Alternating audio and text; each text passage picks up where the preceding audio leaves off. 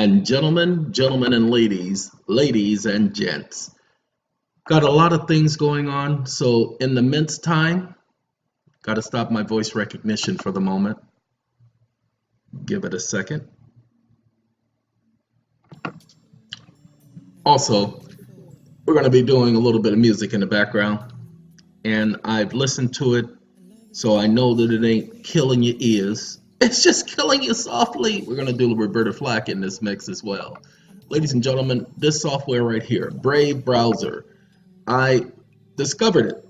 Oh, I know about Brave Browser. Nobody asked you. Well, nobody asked you what you discovered. Oh, yes, they did. So shut it up. I discovered it yesterday. And what I'm doing with Brave Browser, I like Brave. I like all of the added features. It's not as bulky as Fox browser. Plus, I've been having a lot of problems with Fox. Anybody been having problems with Fox? Well, that's for that wonderful little thing called Apple. That's their browser. That's right. That's why we're going to be using Brave. I like Brave because Brave, I have it on the other computer. So I uploaded it to the other computer last evening. You see? I downloaded it. Where is it at? It's in my Internet Download Manager. See? Internet Download Manager. Open. Now, this video, we're going to be explaining a couple of things to you all. I reveal things about myself and my personal life and history and all that other stuff on video. Ladies and gentlemen, I'm not telling you guys about me for sympathy or anything like that. I don't need it. I have enough sympathy. You have sympathy? Yeah, the Supremes, they gave it to me. They gave it to you? Yeah. That's not sympathy, that's a symphony. They're hearing a symphony. They're not giving you no symphony. Oh, well, I'm sorry, but I have sympathy. Okay. Those of you who didn't get that, the Supremes sang a song, I Hear a Symphony. Okay. So let's take you guys back to what's going on. And then we're going to get into the video explaining to you guys your strategies for mortgages in a nutshell. And all I can do is promise you that if you follow the strategy, you can do this on your own. You don't need to do no UCC ones. Okay, it was never required. We're going to take everything back to the foundation, ladies and gentlemen. Well, that's what all of you have forgotten, is that everything is built on a foundation. So I did the video with the Matrix where he explains that simple logic, because that's how government operates. Government can't operate on any other thing other than foundation. That's why you hear them using, pay attention, the courts use case law of previous cases where they made decisions, because they cannot contradict themselves, because then that would erode their so-called image in the public. They wouldn't be able to be trusted. So watch what we're going to do.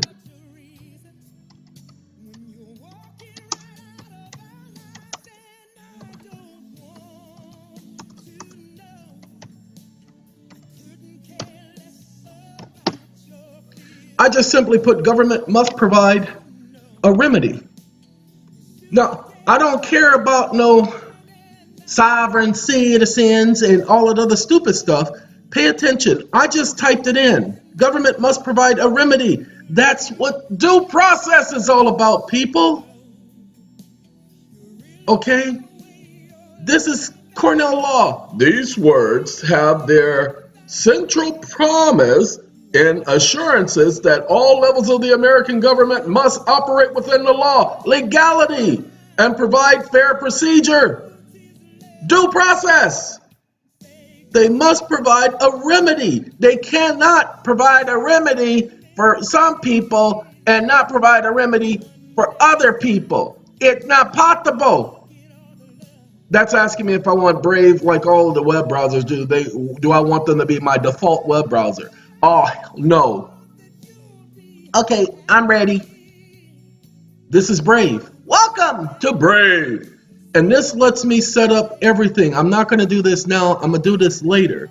But For instance, all of the different things that Brave does that other web browsers claim they do, Brave, I'm just going to let you know, I like this web browser because they are upfront with you. They let you know the details. They say, if you do this, this is going to happen. If you do that, if you do that, if you do this, I like that about Brave. So I decided to put this browser up here. I'll be using Brave when I do videos for the most part in the future. Because as you see, I've been bouncing back between, this is my, that's my email. So that's all in Chrome. Okay. Then we have you browser, which I don't really like. Okay. That's the browser I'm using now. Okay. I don't like this browser. I would prefer in the future to use Brave. Okay. So I'm going to get rid of that browser because it's just a generic browser. Okay, it really is a generic browser. So I'm going to get rid of this browser that's in front of you, and I'm going to be using Brave from now on. But let's get back to due process, because you all need to understand something. So, and look, ladies and gentlemen, this is all about educating people. So we're going to educate you. Now, I'm going to take a couple of seconds to explain something before we get into this, because I told myself that I would do this at the beginning of this video. Hold on 1 second. Just gotta do this to show this to you. Wake up. Wake up. Cognitive symptoms associated with muscular dystrophy.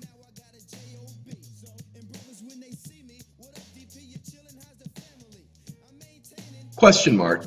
Stop listening.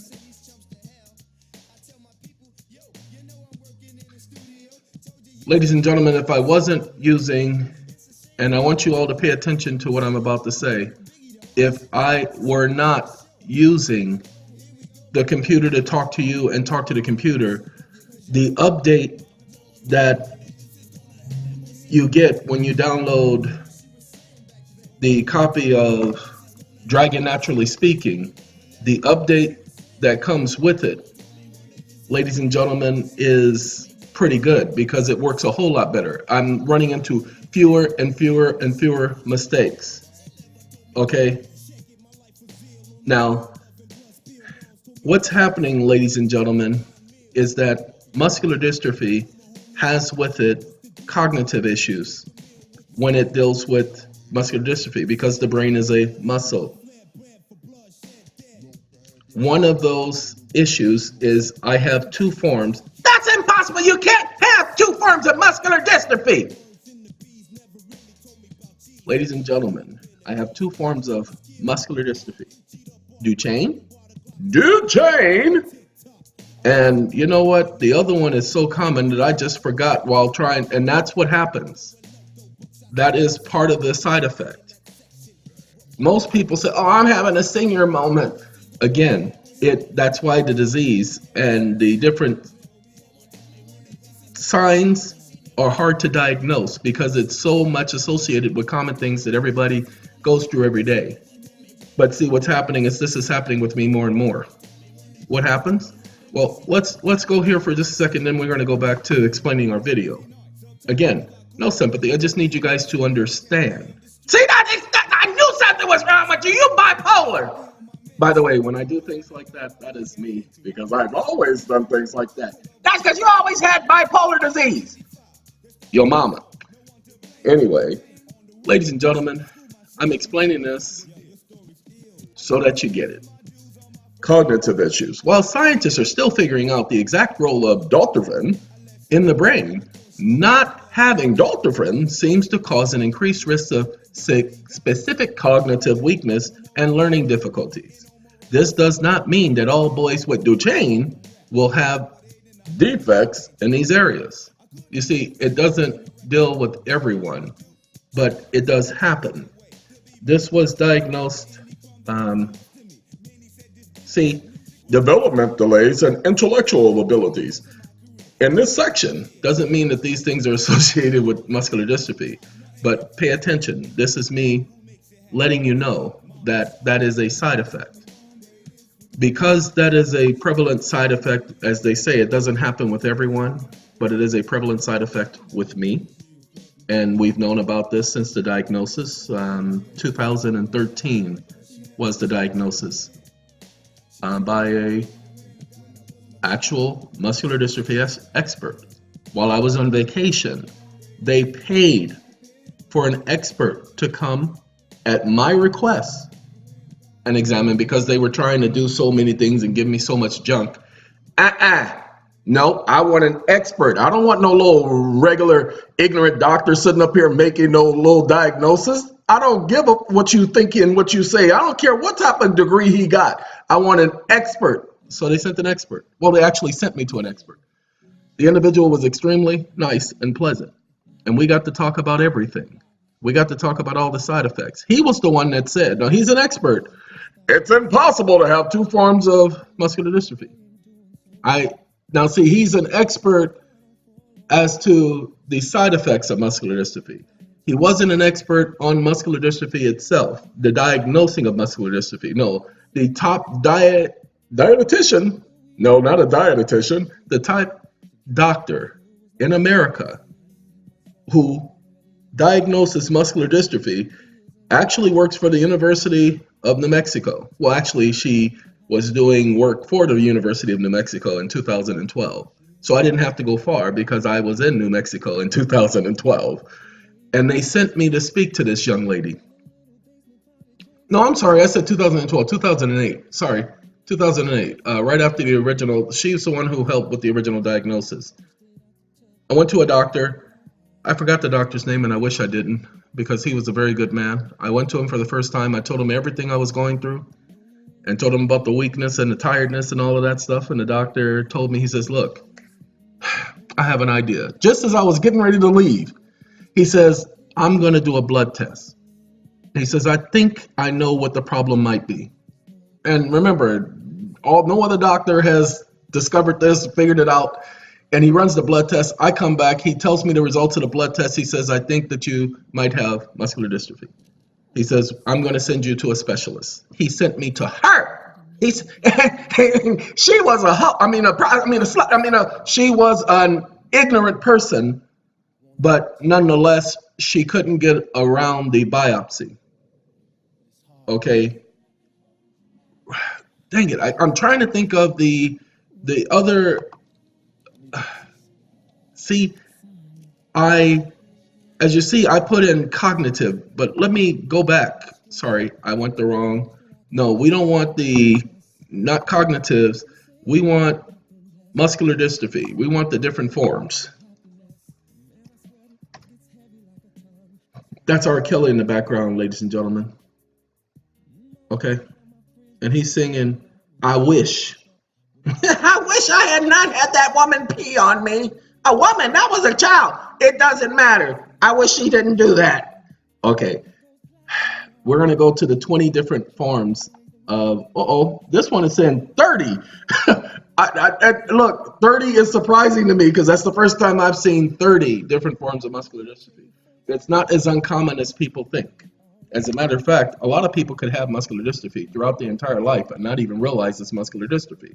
Why? Because the symptoms are similar to so many other things. You see, here's the thing. Duchenne's, I don't do any waddling or falling down. See, waddling when I walk, okay, that all of this, my calf muscles, yeah, but they've always been large because of all the exercising and the running and stuff. But you see, that's why, and Duchenne's muscular dystrophy, Duchenne, normally appears in boys. And notice, usually between the age of 3 and 5, and progresses rapidly. That's why you will see most of them in wheelchairs. Sometimes, usually, they die in their late teens and early 20s from heart trouble, because the heart is a muscle, and respiratory complication, because of the muscles it takes to breathe. That's why I tell you guys I have respiratory problems, and they're increasing. I went outside, I climbed up on a ladder, got on the roof, and was out of breath by the time I got on the roof. not because of the exertion. I was out of breath because I have a difficult time walking from one outside of a building into the air outside. Okay, it's just the way it is. It's the stupid disease. You know what? The reason why I couldn't remember what the other one was is because it's at the top. It was the second one. Okay? And even now, even though I just saw it, where you at? Come on now. Not that one. Becker's. Officer Becker. Officer Becker. Ladies and gentlemen, you see this part right here? The reason why there was confusion between Duchenne and Becker's is because when I walk on my toes. I walk on the tip of my toes. Matter of fact, I put holes in shoes at the tip of the toes. This has always been all my life. And rising from the floor, this is why I call that specialist an anus. Because she asked me to get down on the floor and then to get up. And at that time, I was in a lot of pain. Oh, having cramping in their muscles. I get Charlie horses in my muscles all the time. So that you know, I have the symptoms. And now see, pay attention, having trouble rising from a lying or sitting position. Do you see how the symptoms are very similar between Duchenne and Becker's?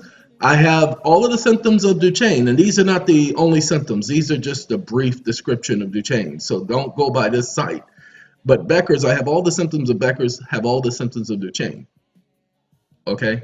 Just that. Just to let you guys know. So the reason why I went into this little episode is to let you all understand. What's been happening is there's been this thing about being overwhelmed. When that happens, I slow down. Things stop. I can't get anything done because I literally shut down. But I've been telling everybody that that was going to be the case. That's why you will hear me complain about the amount of people who are bombarding me with their problems. Okay? Cannot have that. So that's why I just had to say enough. I'm not answering people's emails. They're asking me questions and they don't get no answers. Why? Because I'm working on one person's items. And so that I don't have a problem, so that I don't mess up with that person's items, because I promised that person that I would get this done. Okay? I will get it done for that person, but in the process, while I'm doing it, I figured I'd do the videos and explain things to you so that you all get it. Oh, you're gonna get it. And so if you all get it along the way, then you get it. I put out the video telling everybody about the ultimate mortgage video of all times.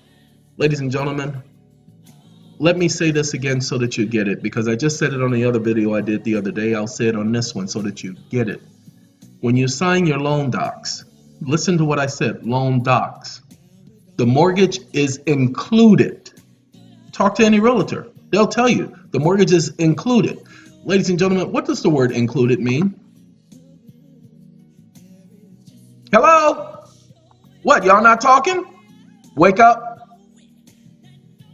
Definition of included. Stop listening.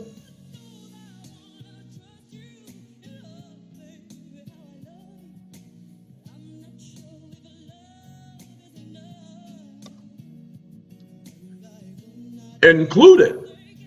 Contained as part of a whole being considered.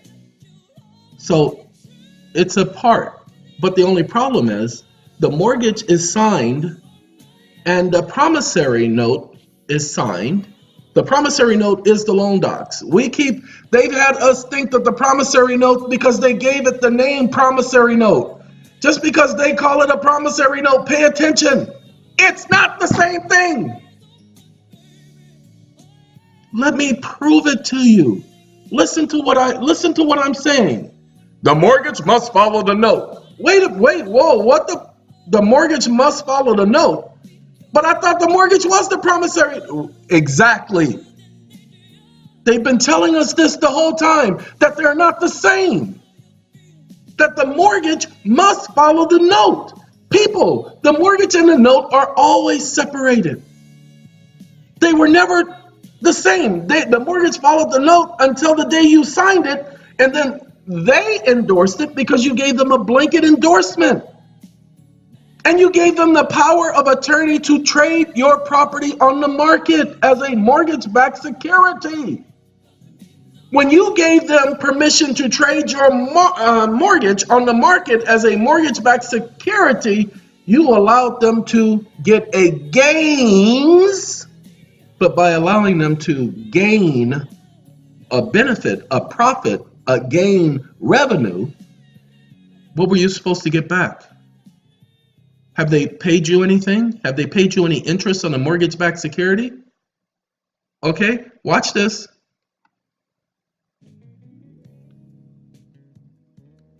Wake up. Mortgage-backed securities, trust interest holder, question mark. Stop listening.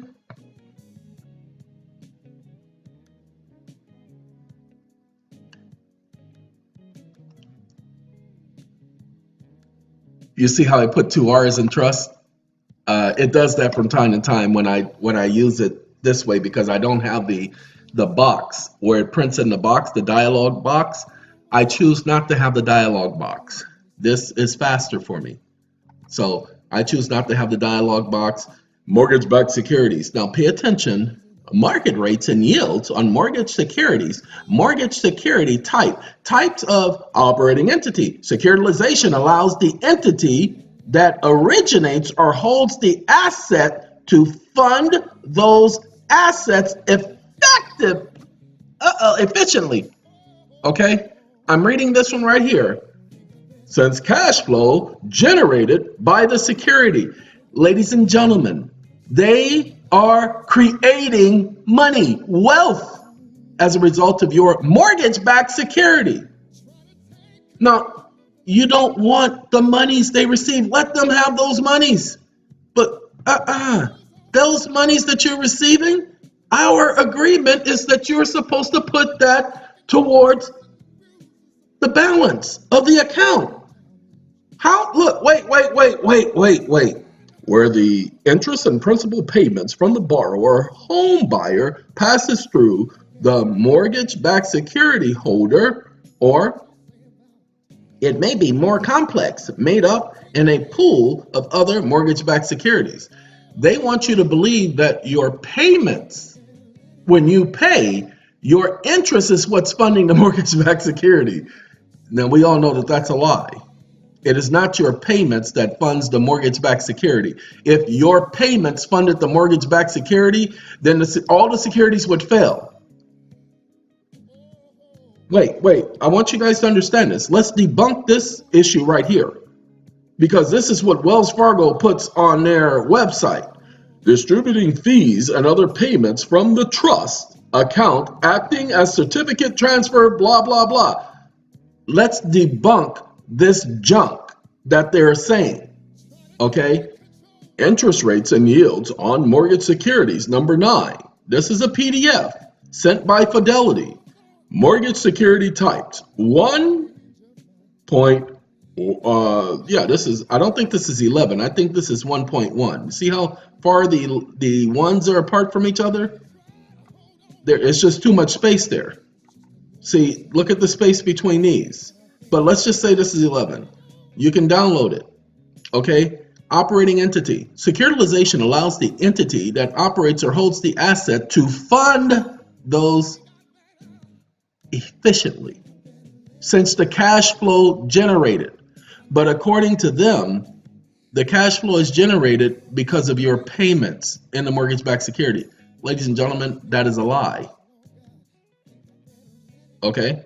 Pay attention to Wikipedia. The structure of mortgage-backed security has been known as pass-through, where the interest and principal payments from the borrower or homeowner passes through. Let's get rid of that man right there. I don't know what Blackstreet's doing showing up on my screen. Borrower passes through it to the mortgage-backed security holder. And it may be more complex. Well, let's show you how much more complex it is. If Mortgage-backed securities were funded by your payments on your mortgage. Pay attention. Well, what about the foreclosure crisis? Remember how they foreclosed on so many homes in 2008? 10 million homes? 2008, just 10 million homes in 2008 alone. That would have killed, well, that's what happened. It killed all the mortgage-backs. No, ladies and gentlemen, that's not what happened. That's not what happened. They claimed that so many people had gotten these mortgages and could not afford. No, that's not what killed the mortgage-backed security industry in 2008. The bankers did that. They refused to fund the mortgage-backed securities. They refused to back up the mortgage-backed securities. That's why there was a failure in the mortgage-backed security industry. Go back and listen to all of the talk that was going on back then. So if these mortgage-backed securities were backed, oh, and by the way, remember the government paid them for all of their woes, and then the banks came in and paid their $26 billion and blah, blah, blah. So nobody lost anything because it had nothing to do with the borrower's refusal to pay or failure to pay. The mortgage-backed securities are being traded. Why? Because they are a security. Ladies and gentlemen, you must understand, your mortgage has nothing to do with securities and securitization. You give them permission to trade it on the market. They don't get to trade this on the market because they feel like it. That's your mortgage. It's separate from your promissory note or your promise to pay. Remember, a promissory note is a promise to pay. What was your promise to pay? You guys need to try to keep up with what I'm saying. Now, you can't be inside my mind because my mind goes 100 miles an hour. Okay? So you can't be there. So you'll get run over. So let's walk you through this. The first thing that happens is you tell the bank, hey, I want a loan. The bank says, you got any collateral? You go, yeah, I have collateral. Well, the first thing we're going to have to do is run your credit. Why do you need to run my credit? Since it's an obligation of the United States. And all we're going to do is pay it to the order of the United States. Look, I don't give up where you got your information from, but this is how we do it. So either you're going to do it our way or you go talk to somebody else, and I can assure you, nobody, not a single bank in this country going to sell you a house without running your credit. All right, let's run my credit. Hey, it turns out you have pretty good credit. Well, not good enough to buy this house, but you have pretty good credit. Okay, so what we're going to need is we're going to need a 10% down payment. Why do you need a 10% down payment? Well, see, the government is going to give us 90%. And so we want to break even at 100. We don't want to get 10%, we don't want to take a 10% loss. I mean, we could, but we're not going to. We want to get every single penny, every single nook and cranny, so you're going to need to pay 10%. Well, what if I don't want to pay 10%? Oh, you ain't got no choice. Ain't no other bank going to lend you anything, do any loan for you without you paying that 10%. So I can't get the house? Not unless you pay that 10%. All right, I'll pay the 10%. Oh, good.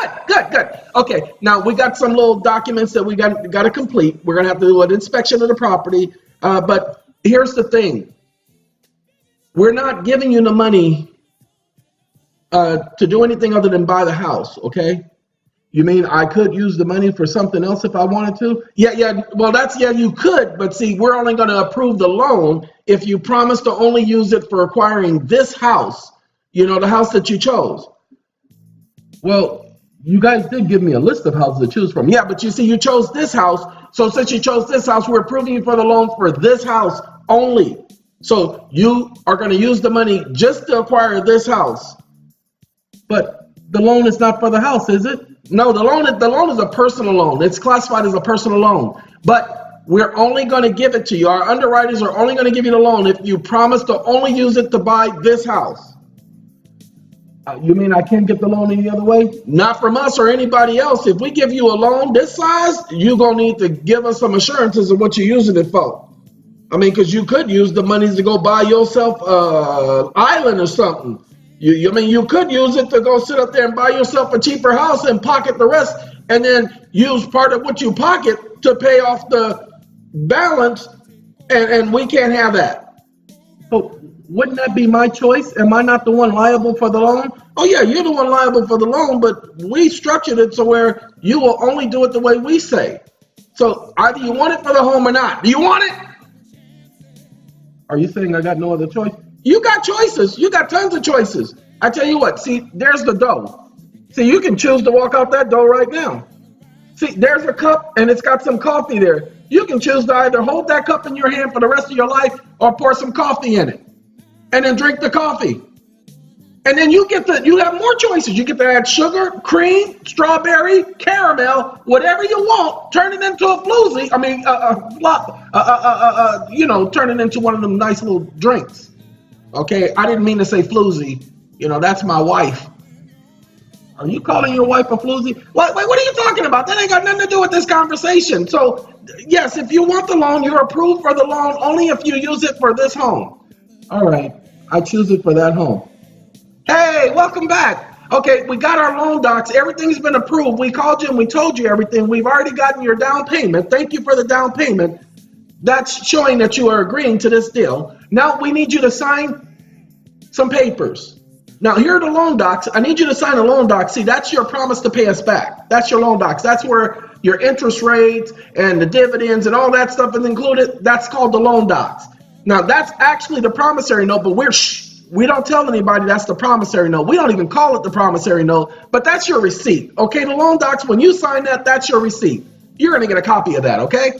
All right. Oh, and here we need you to sign here. What's this? Oh, that's the truth in lending agreement. That's showing that we told you everything and we discussed everything in detail. But you haven't discussed, no, you haven't discussed everything with me in detail. Look at all these words. How could you have discussed all this with me in detail? We've only talked for about 20 minutes at the most, the entire time we've been talking. Sir, if you want, you can take the time to read this if you want. But remember, our underwriters can pull this deal at any time. Wait, you mean that if I took the time to read this, then you guys would sit up there and deny me my loan? Well, what we'll do is we won't really deny you. We'll just say something else came up. We'll create some paperwork and some issue, and then we'll deny you at that point based on that. But no, we won't deny you just because you wanted to read the contract. No, we'll come up with an excuse. But that doesn't seem fair. Fair? What you talking about fair? Well, this thing says Truth in Lending Act, and this talks about fair lending practices. Oh, that's just a word. That don't mean what you think it means. That's a legal term. It don't mean, I swear to God, fair. That means that we are sitting up here having a sensible conversation. That's what that means. It just means like the weather. It's fair weather. That don't mean fair as in everybody is showing all of their cards.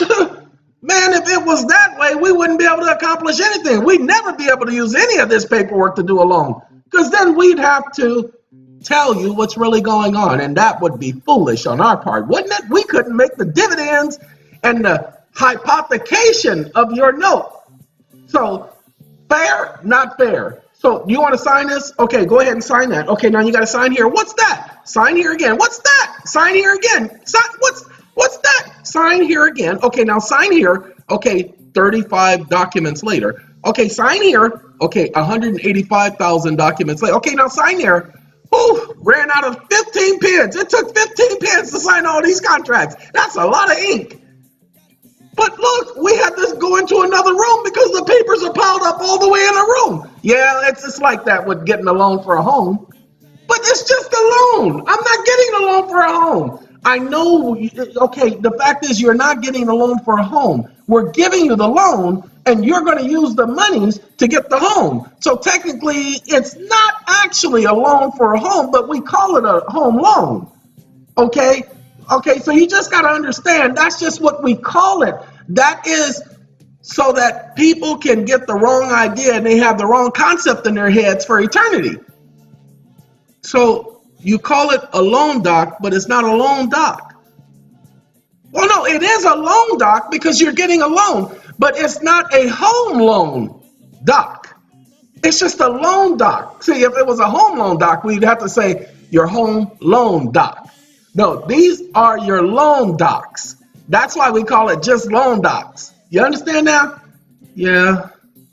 Okay. Here are the keys. You mean it's my house? Yeah, that last document you signed, that was a promissory note, a mortgage note, but you signed at least 4 different power of attorneys. So you've given us power of attorney to do whatever we want. I gave you the power of attorney to do whatever you want? That's right. That doesn't seem fair. Fair? What did I tell you about understanding the word fair? It's 100% fair. You're going to do whatever you want to with those keys, and we're going to do whatever we want to with these keys, because you done gave us the keys to the kingdom. My signature gave you the keys to the kingdom. That's right. Your signature gave us the keys to the kingdom. See, your signature gives us all of these permissions. We get to act as attorney in fact. And because we're acting as attorney in fact, you're saying that we get to do whatever we want in our best interest, including trade your property in the market. Really? Yeah, really. Well, did you understand that there's something you're missing? What am I missing? You're missing, as a corporation, a simple fact that we have an agreement that I'm getting the monies for the home. You're asking me to put my home up as collateral so that you could assure that you're going to get your money back. The only problem is, the only thing you actually have as collateral initially is $10,000. $10,000. I didn't pay you $10,000. This wasn't $1 million home. I didn't pay you $10,000. This wasn't a $100,000 home. I gave you guys a 7% down payment. And then the government came in and paid the other 3%. So you got your 10% down. Okay, let me explain to y'all what's going on. The loan that you gave me is a personal loan. And ladies and gentlemen, this is what you need to understand, so pay attention. You gave me a personal loan.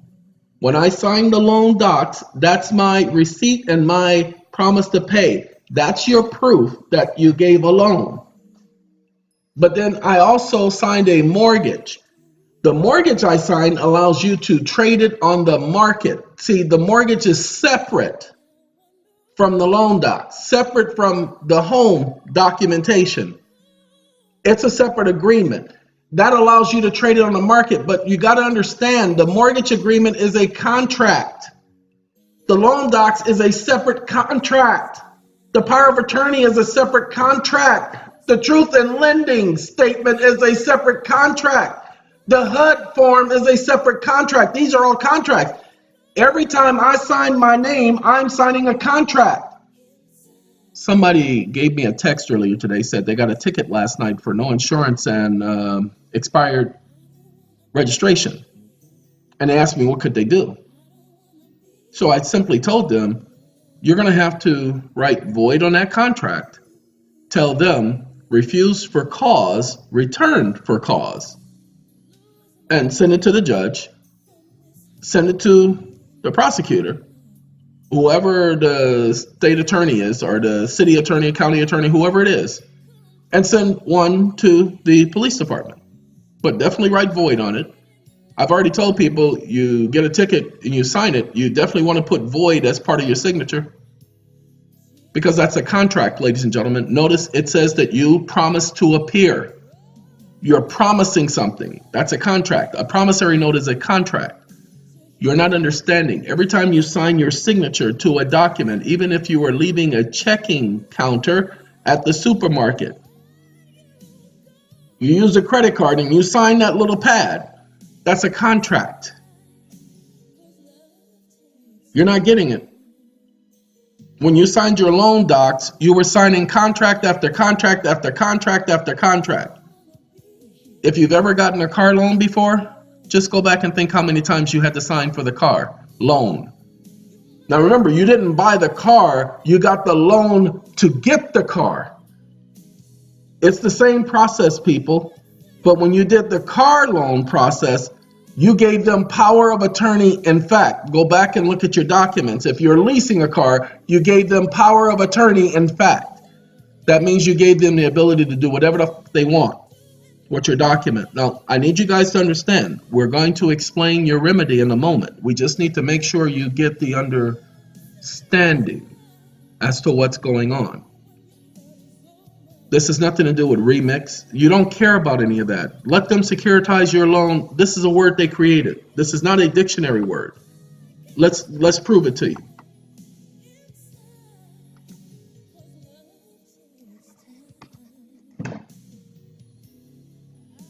I'm gonna have to pause y'all for just a second.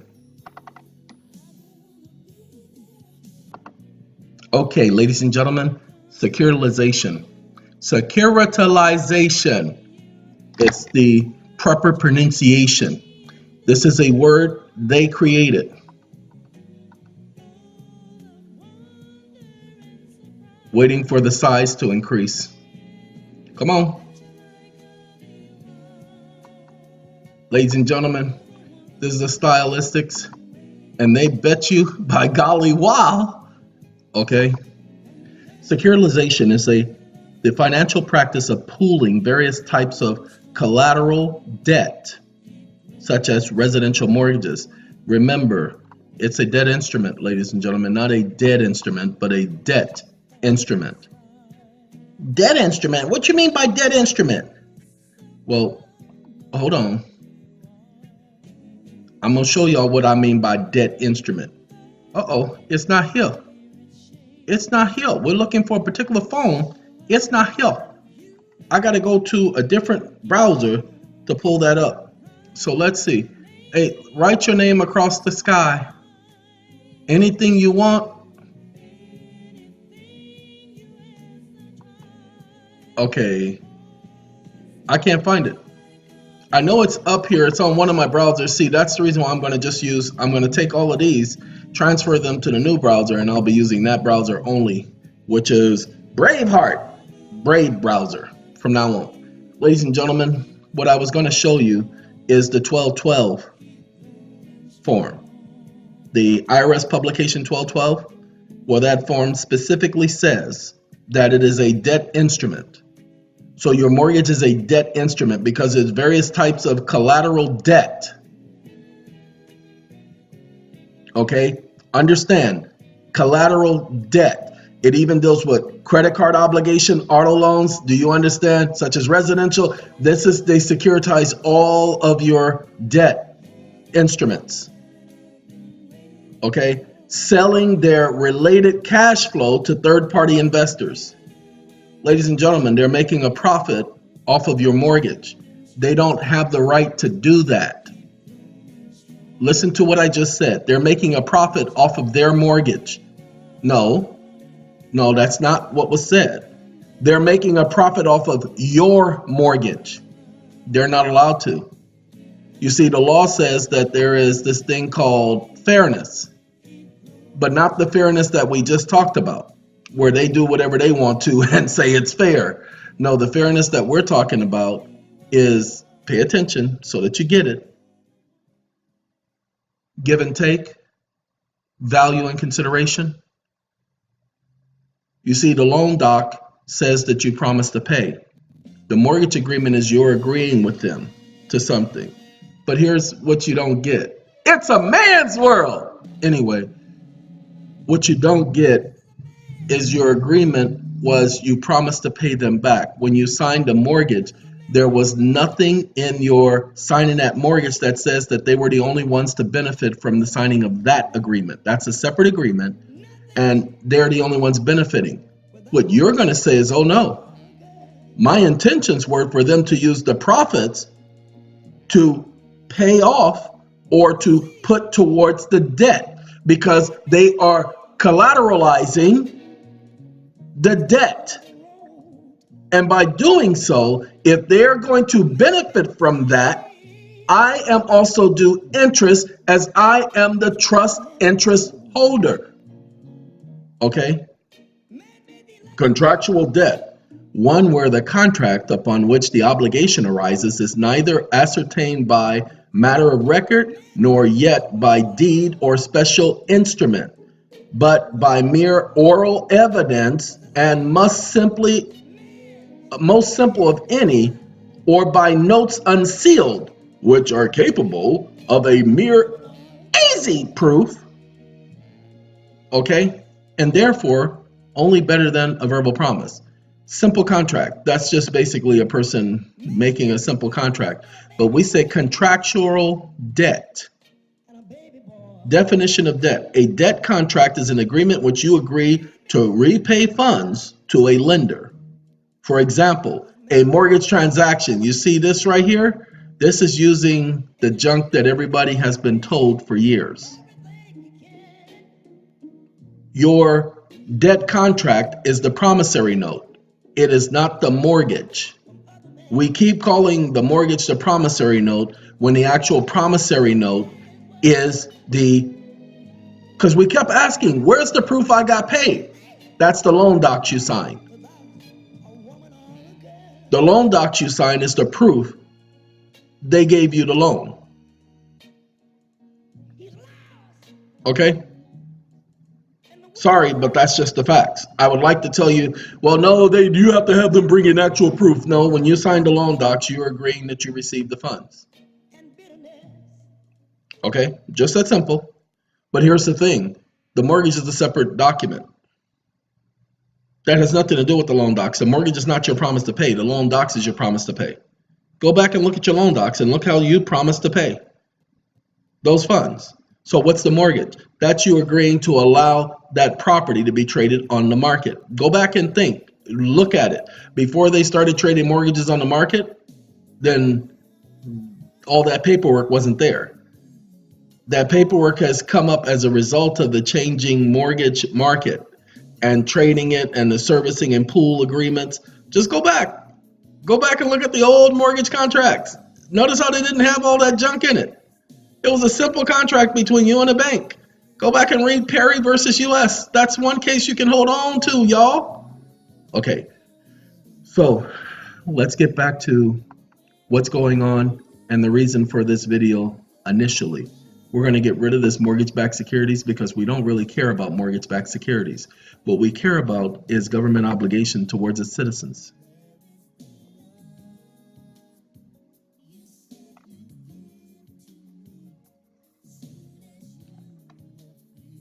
Ladies and gentlemen, I just realized today is the 7th. I have an anniversary. I can't tell you what anniversary that is, but I have an anniversary in 3 days. This is a very good year then. Okay, the oldest and simplest jurisdiction for government is as protector, protecting the citizens from violence, protecting the citizens from abuse. Okay, now, do you guys understand what we put in to get here? That government must provide remedy? 3 responsibilities every government has towards its citizens. They must provide. Now, see, this stuff talking about the Taliban. See, I got rid of the T, so I said the Taliban. I apologize. That's me just looking at it and reading on and just having other words coming into my head. And ISIS, we don't care about that. Protect and provide. That's right. They must provide services. See, provider of goods and services that individuals cannot provide individually for themselves. But what government did is they took away your ability to own a home. I didn't say it. Government said it, ladies and gentlemen. Uh-oh. Lost my ability to hit that. Uh-oh. Got to put y'all on pause for a second. 1 second. Oh, how I wish I never met you. Oh, honey, I wish. I guess it must have been my faith. All right. Ladies and gentlemen, the ownership of all property is in the state. When the government took ownership of all property, they needed to provide you a remedy. What's the remedy? Well, the government did something. When they took the property, they considered it as a government obligation, but they gave the banks a remedy. Pay attention. They gave the banks what was called money in legal tender, in Federal Reserve notes. Well, Federal Reserve bank notes, according to this one, June 5th, 1933 is the Federal Reserve Note Law, but this is the Federal Reserve Bank Note Law. And it says that they gave them this, holding it as government obligation, in return because they gave the banks a remedy.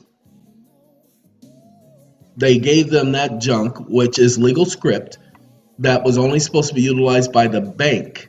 And they backed it by saying it was worth 100 cents on the dollar, and they backed it by the credit of the nation. They gave the banks a remedy. Now pay attention. It will represent a mortgage on all the homes of all the people in the nation. Now, understand what Congress said. And remember, this is in a report. See, congressional record. This is, pay attention, page 83. These are lawyers. When they wrote this purposely. So the words are legalese. This is legalese phrases. It will represent a mortgage on all the homes. That's all inclusive, people. That there is no segue. There is no middle ground. All of the homes is all inclusive. And all the people of the nation. Hold on. Pay attention. Why did they need that phrase there? Other property of all the people of the nation? People are property. Children are their parents' property. Well, on a birth certificate, we're not talking about that. We're letting you know that the government took control. But if they took control, they have an obligatory obligation to provide you remedy. Because if not, you would not be able to be in a home. I didn't mean to go here, but I don't believe in coincidences, ladies and gentlemen. I accidentally clicked on this. But I'm glad I can click on this to show you. Pay attention. To aid in meeting the cost of furnishing relief and work relief and relieving hardship and suffering caused by the national emergency.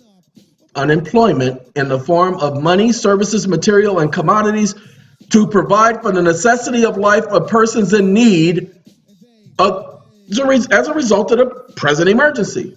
The government must provide remedy. I promise you with all of my heart, I wasn't planning on clicking on this. I was planning on going back to the previous window that we were open here. I clicked on that by mistake, but there you go. I don't believe in coincidences because that's exactly the point. They provided a remedy to provide for the necessities of life. We get back to the age of majority issue because the age of majority says that the governments are to provide for the necessities of the minor until the minor comes of age. We showed you the case law that supports that in all of the age of majority videos. Go back and look. So, let's give you a remedy, ladies and gentlemen. Okay? The first thing you're going to do, and some of you have already done this, so if you've already done it, shut up. Let the other people who don't know about this, let them know how to do, what to do. Okay. I'm going to show you guys something. Hold on.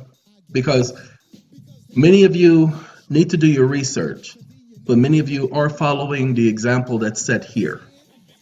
And I am honored that you are, but I'm going to have to explain a little bit more in detail. This video will probably be about 2 hours long, but I'm going to help you understand your remedy.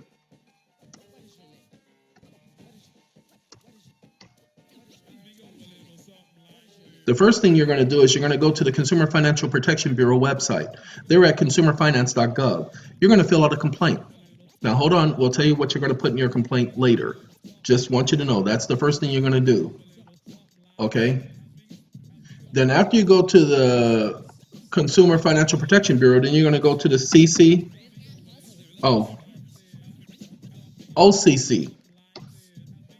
You're going to contact the OCC. They have a complaint form. See, consumer complaints. Now, they're going to say that they don't handle mortgage and lender things. Ladies and gentlemen, you're going to be including your mortgage. You're going to be including your car note. You're going to be including all of your bills. And you're going to send them a copy of each of these bills because they're all government obligations. Again, we're going to give you what you need to put in there, but I'm letting you know who you're going to contact. The OCC. Then you're going to contact the, hold on.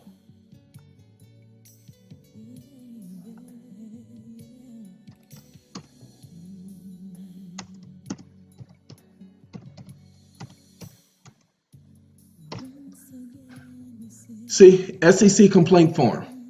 I didn't even have to click that. Okay? But you're going to click the SEC complaint form. The SEC, Center for Complaint and Enforcement Tips. Okay, what they're going to do, you're an investor. Okay? Do you understand? You're an investor. And all you're going to do is explain that you're an investor. You don't need all of the pooling and servicing issues. You just put in the name of the company and you put in the account number you have with that company because it's part of the pooling and servicing agreement that they have. You are the trust interest holder, according to the Internal Revenue Service. You guys need to stay with me because that's 3 complaints. Oh no, you're going to be complaining up the yin yang. Yin yang. Hold on. Then you're going to send one to this company, the IRS. You see, she don't want to cry. They have a complaint form, 3929 or 2939, one of those 2 forms. But hold on, we don't want to just do that. No,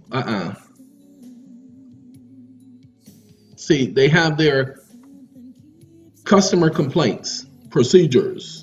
And let's see, I'm looking to see if this is the IRS. Complaints about the IRS, employee conduct, don't care about how to follow a complaint with the IRS. Okay? Follow their process, people. And you want to bring up the fact that these individuals have been failing to abide by the contract. You're allowing them to trade your property in the market, and you have not received any of the revenue from the trading of your mortgage on the market, which was the agreement. And tell them all they have to do is get the paperwork from the bank and see that they have made their monies several times over. And that was supposed to be applied to the balance of your account, and they have never applied it to the balance. File your complaint with the IRS. Okay, hold on. We're going to tell you how to word your complaint in a moment. All right. Now, we got the CFPB, we got the IRS, we got the OCC, and we got one more.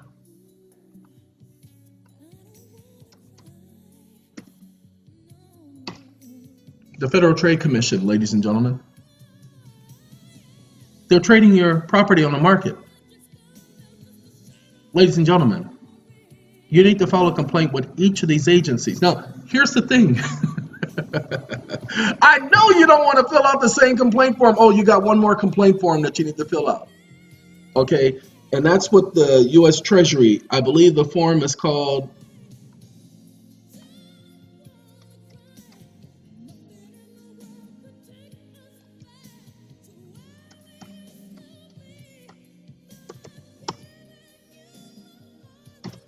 Give me 1 second. Oh, baby! We don't want to follow with the Treasury OIG. That's not the complaint form that we want.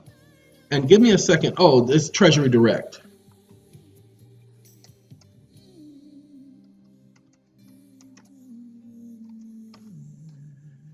And I believe it's 5.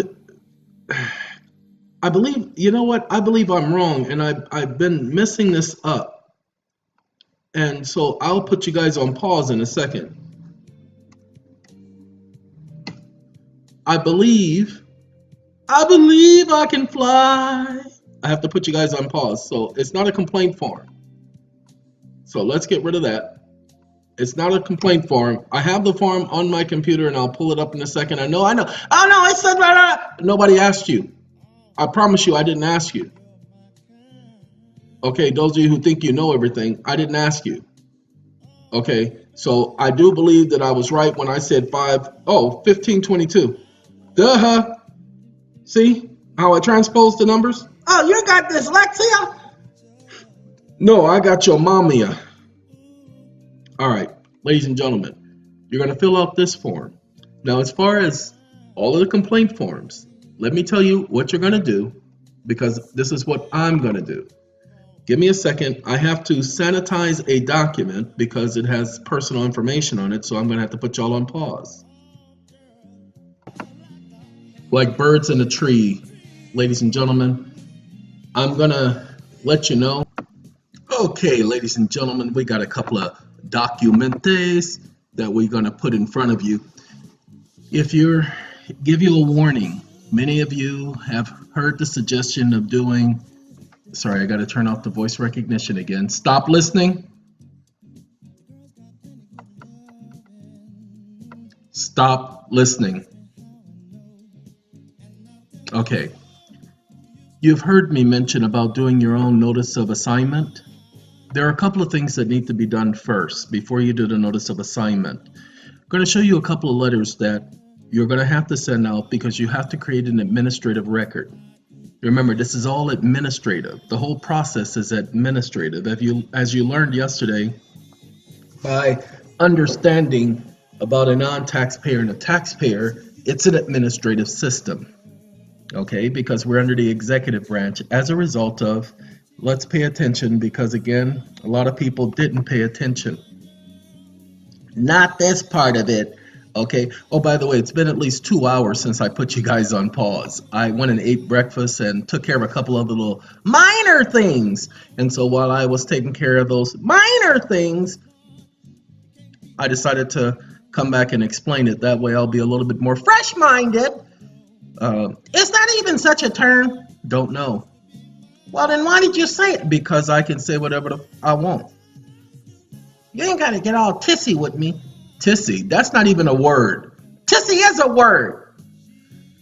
Sorry about that, ladies and gentlemen. Senate report.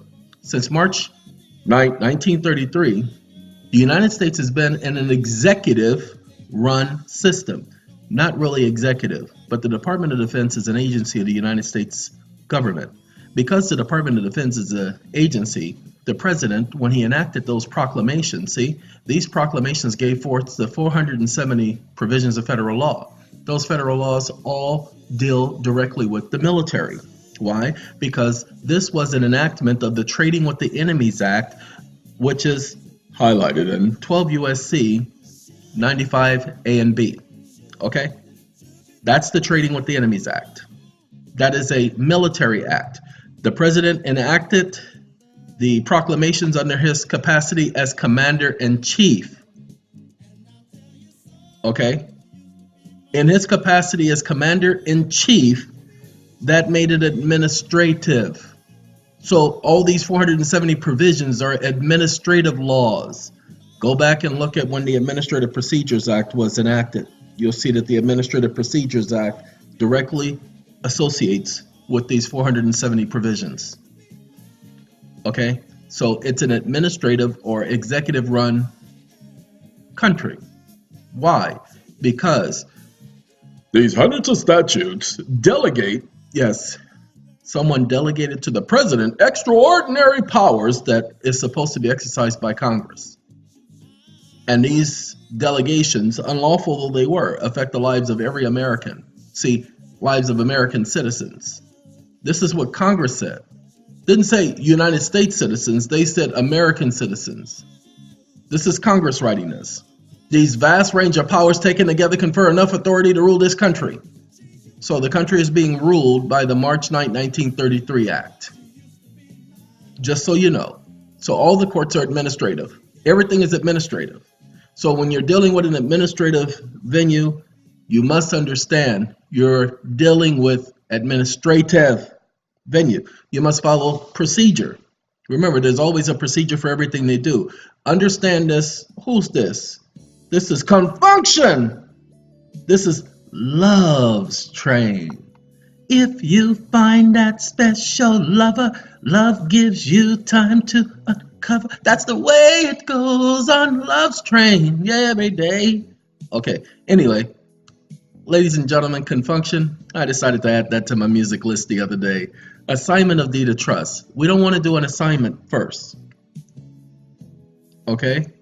We want to do a rescission of the deed of trust. We want to do a short paragraph just like this. Want to announce who the parties are. Okay? As a matter of fact, let's do this. We're going to save, I want to save copy as Call Mile. And if by chance you let me come over. Okay, we get rid of the copy part and we get rid of the MERS. And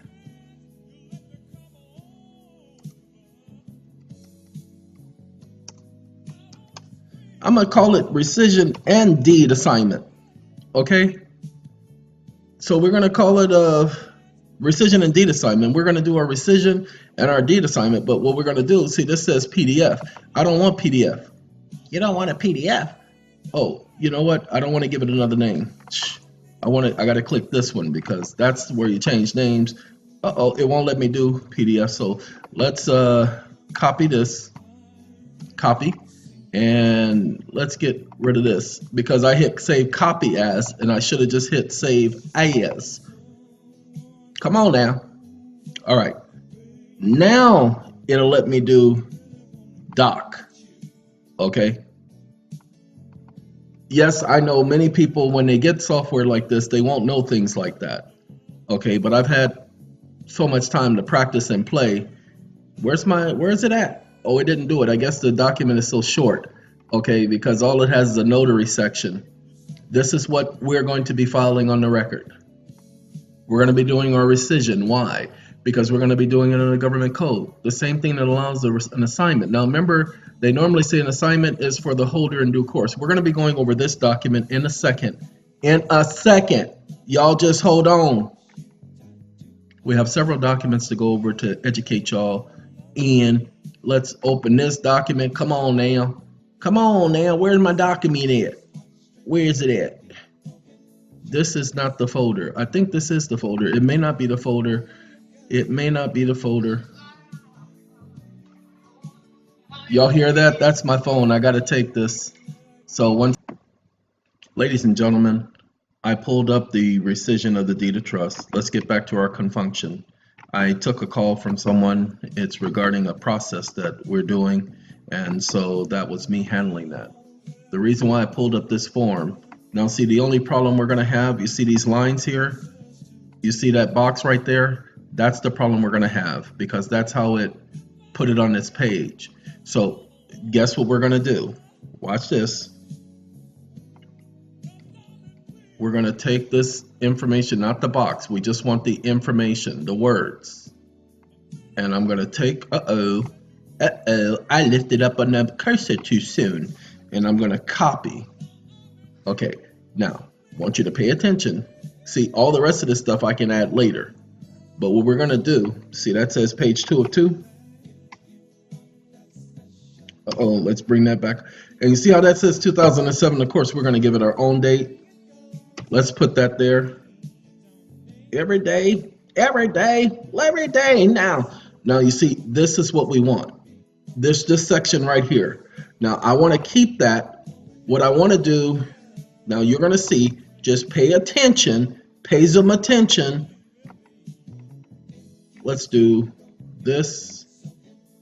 That's what I want. You see this box right here? I just want the box. I don't want the information. I just want the box. So let's see.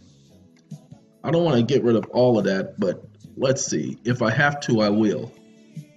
Yeah, I can add that later. So watch this. Come here, copy. Then we're going to go down here to Timbuktu because that's where Timbuktu is. Someplace where nobody know how to get there and how to, can't do it that way. Well, I guess it did. I guess it did exactly what it was supposed to do.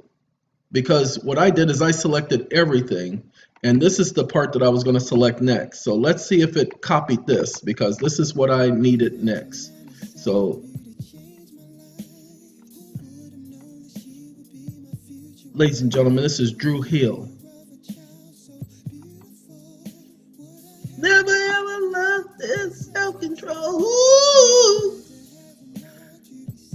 right. Drew Hill, in the time that they were Drew Hill, they were all right, except for all the controversy, as if they were Prince or something. You know, men always regret what to do. Now, just in case you run into this, I'm going to suggest that you'll have to do like I'm doing now. You have to figure out a way around it. Okay? That's what I needed to do. I needed to get rid of that junk. And then what I'm going to do is I'm going to go down here and I'm going to add the stuff that I need to add. Remarkable, incredible, irresistible, ooh. No. Let go of. Now, there's a couple of things, and I'm doing this because this is legitimate. This is what I will be doing.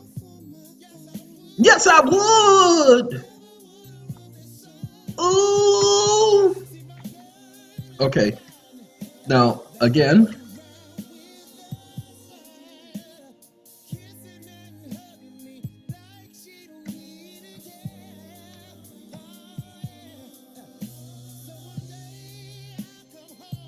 Yeah! Smiling, ready to say I love you.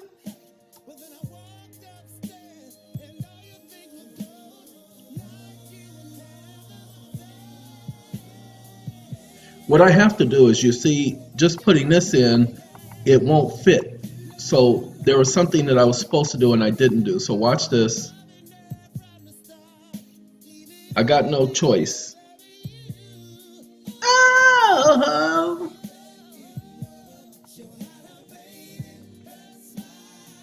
Okay.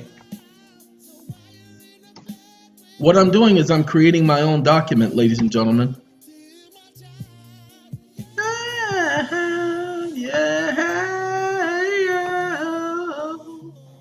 Okay, the reason why I needed it this way, because I want to keep the same document style format that they have at the county recorder. Why? Because they're used to receiving documents that look exactly like this. So what we're doing, why me? Why me? Yeah. Okay.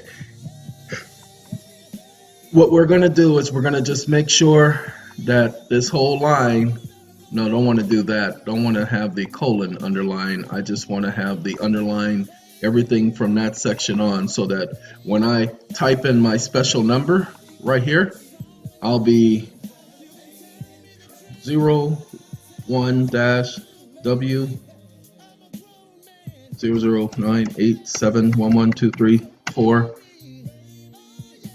dash 0 WE.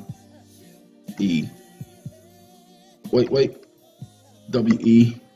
And yeah, we can leave. That's my own number created for this document. If I'm going to create a file number,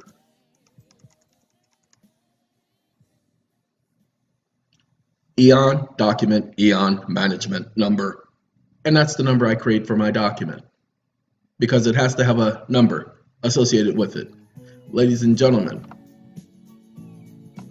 that part right there, we're going to make that underline.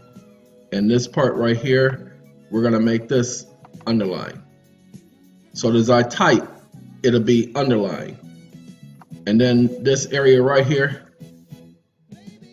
baby, come as you are. And ow. Okay. Now this one right here, this one is easier to take care of.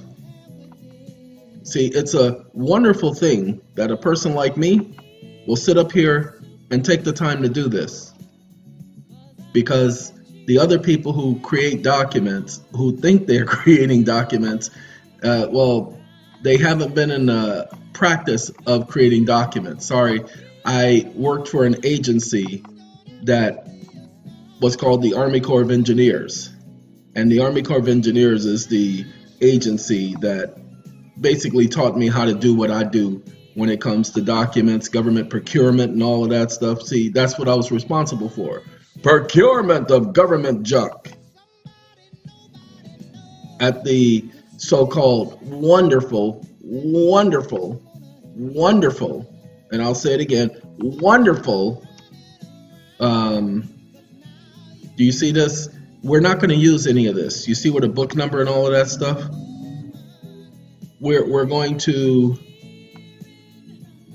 I'm going to word this the correct way because, again, it's going to be a rescission and notice of assignment of deed of trust.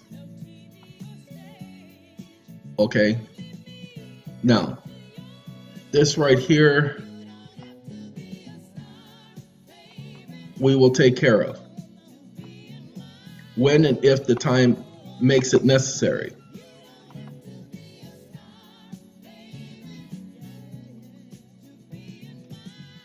Now, we won't be doing for value received, okay?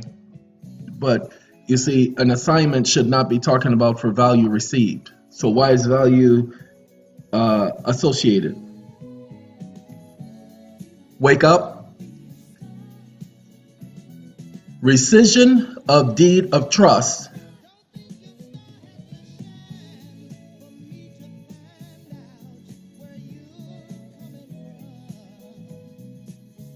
All caps that. And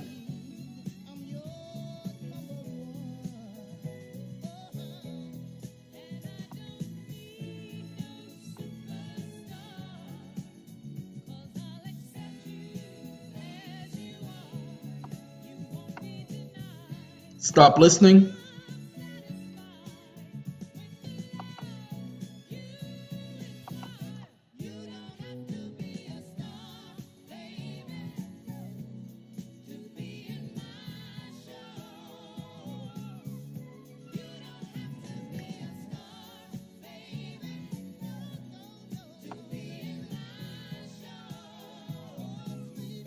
Okay, ladies and gentlemen, I'll be redoing this document to where it will say the things I needed to say for doing what we're trying to do. Now, the states have enacted, and this is what you must pay attention to, because many of you guys don't pay attention, and I'm so sorry that you don't, because that's to your demise, because that's ignorance.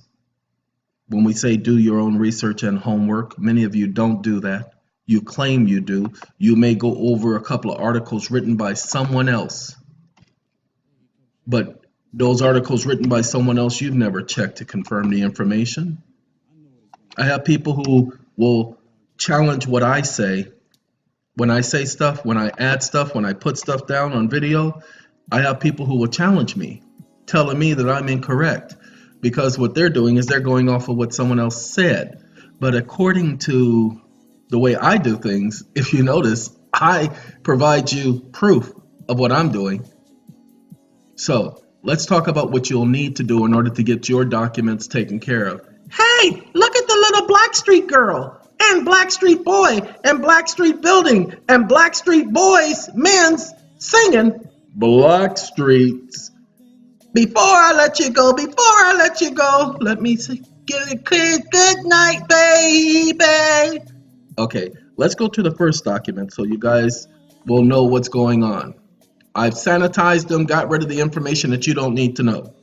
This is the first document. What happened was I put you guys on pause at the 1 hour mark, but the only thing is I hit the continue button and it started continuing. I started talking for 35 minutes and it didn't record it, so I got to give you this information again because I don't know where I left off.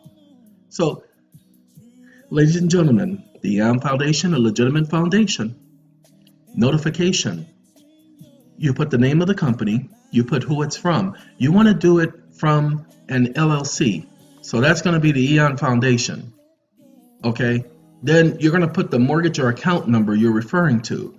This is going to be the date that you do it for, to whom it may concern. Like I said, I had to sanitize this a lot. Okay. This is what it says. We are in receipt of your documentation from your organization claiming that somehow you have a vested interest in the property located at, and you put the address for the property. Please be advised that any and all further communication regarding this property must be sent to this address. You put the address you want it to be sent to, or you highlight that address right there. That's why it's bolded. With no variation or deviation from the above aforementioned format. So the aforementioned format. No other form of communication will be permitted and or acceptable. Acceptable. Anyway, that's how it always is. Acceptable.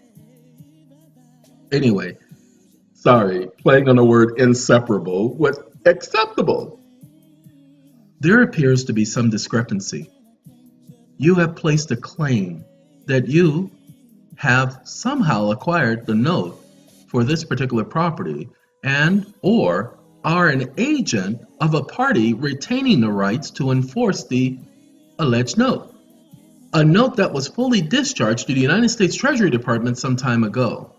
This would render the matter to be a matter in dispute. Wake up.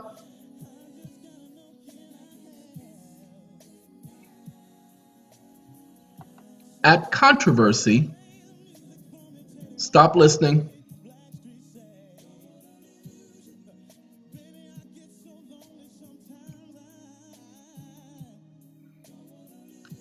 Stop listening. So as you can see, what we put was, this is a matter at controversy in dispute. Until and at such time as you provide verification as well as validation, which would include but not be limited to chain of custody of title, because we need them to show proof that they followed the administrative procedure. Validation of debt, of an actual debt that is claimed, payable, and due. We don't want verification, we want validation. We want to see how you validated the debt, not how you verified it. Proof that you have applied for the default insurance as evidenced by your notice of default. Once they give a notice, pay attention, it's called a notice of default. Once they notify you that there's a default, they are aware that there is a default, which means that per the deed of trust, there is default insurance. The beneficiary must apply for that insurance. If they fail to apply for that, they're in breach of trust. They have an obligation to apply for the default insurance. A certified copy of the accounting ledger since the inception of the account's creation. Yes, we want a certified copy of the, well, let's do certified comprehensive and, wake up, comprehensive and, stop listening.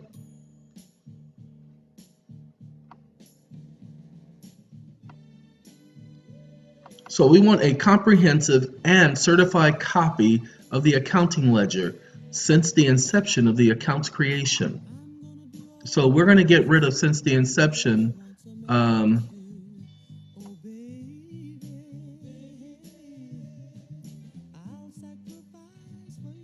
Yeah, the inception is not necessary. Since the account's creation. Nope, Yeah, we can do since the account's creation. A power of attorney to act or represent the interests of the alleged holder of the note. And proof that you have perfected title. You see, they can't proceed with claiming ownership of title because they would have to perfect title. In other words, if they want title to the property, if they want rights to the property, they'll have to show proof that they have the right to access the property. It's called perfecting. So they have to perfect the process. Until such time as validation information is provided, we are prohibited by law from communicating with you regarding this personal matter. However, in compliance with the Uniform Residential Mortgage Satisfaction Act, and we give them the act for California, each one of you have yours for your state. Ladies and gentlemen, pay attention. Did you see me put everything in here regarding that act? No. 2 paragraphs. The one that talks about how they were supposed to satisfy the mortgage, and do a full reconveyance. They had 60 days to do that, and they didn't do that. Even if it was sold to somebody else, they're representing the lender, the holder, or whatever, and they were supposed to have these records. That's what perfection of record is all about. We're holding them liable. Notice the agent and notice the principal, notice the principal, notice the agent. And you don't have to put notice the agent as notice the principal like so many idiots have done. Ladies and gentlemen, notice the agent and notice the principal is already a fundamental principle, a maxim in law. So you don't have to notify them that once you notify them, you're notifying the agent. But so many people don't understand. They're just following the leader. Rakim will say peace.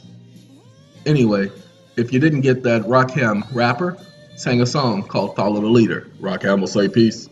Okay? You are required to provide proof of non-satisfaction of the promissory note, which must be supported by a complete audit of the account.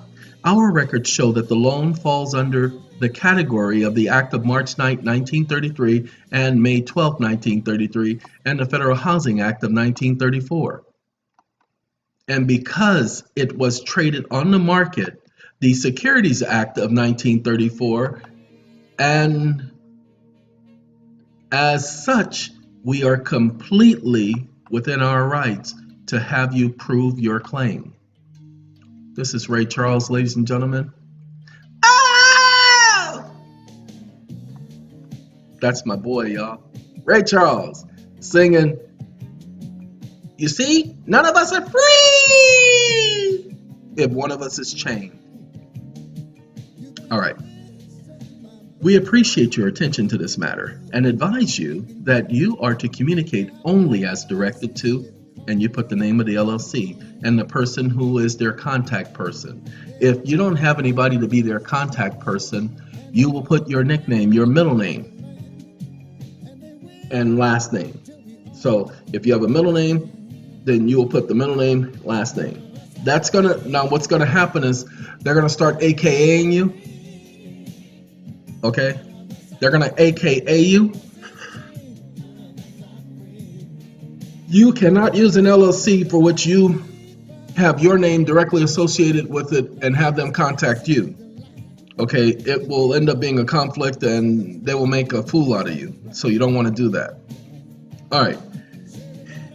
At the address highlighted and underlined on page 1 of this presentment, you are to immediately cease and desist any and all forms of communication, to include any furtherance in the collection of the alleged debt until validation has been supplied by certified record as required by statute. Okay? It's the next letter where we let them know that their continual communication is harassment as they have not complied with the Fair Debt Collections Practices Act. And we will charge them $1,500 for every infraction. That's where you notify them of the $1,500, which will occur if they continue to do it after that. We thank you for your time and look forward to your providing the information requested within 30 calendar days from the date of receipt of this presentment and or sooner as required by or acknowledged by applicable statute. Okay. Uh-oh. We went too far down. We gotta bring this up. Let them know! Hey!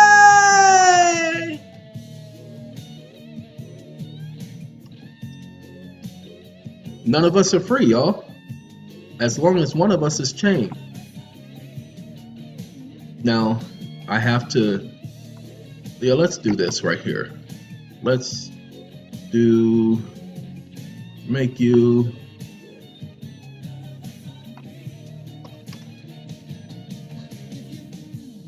If you just look around, y'all gonna see what I say. Because the world's getting... What? Egypt and day. Wow. It's time to make some changes. Now it's time we all get around. Let the truth shining bright. Everything's alright. Because none of us are free. I think I know what the problem is. It's here. So let's do this.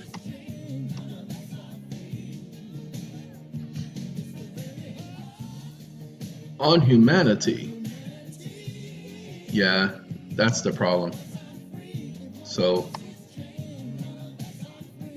there's no reason for me to have a third page. So none of us, none of us.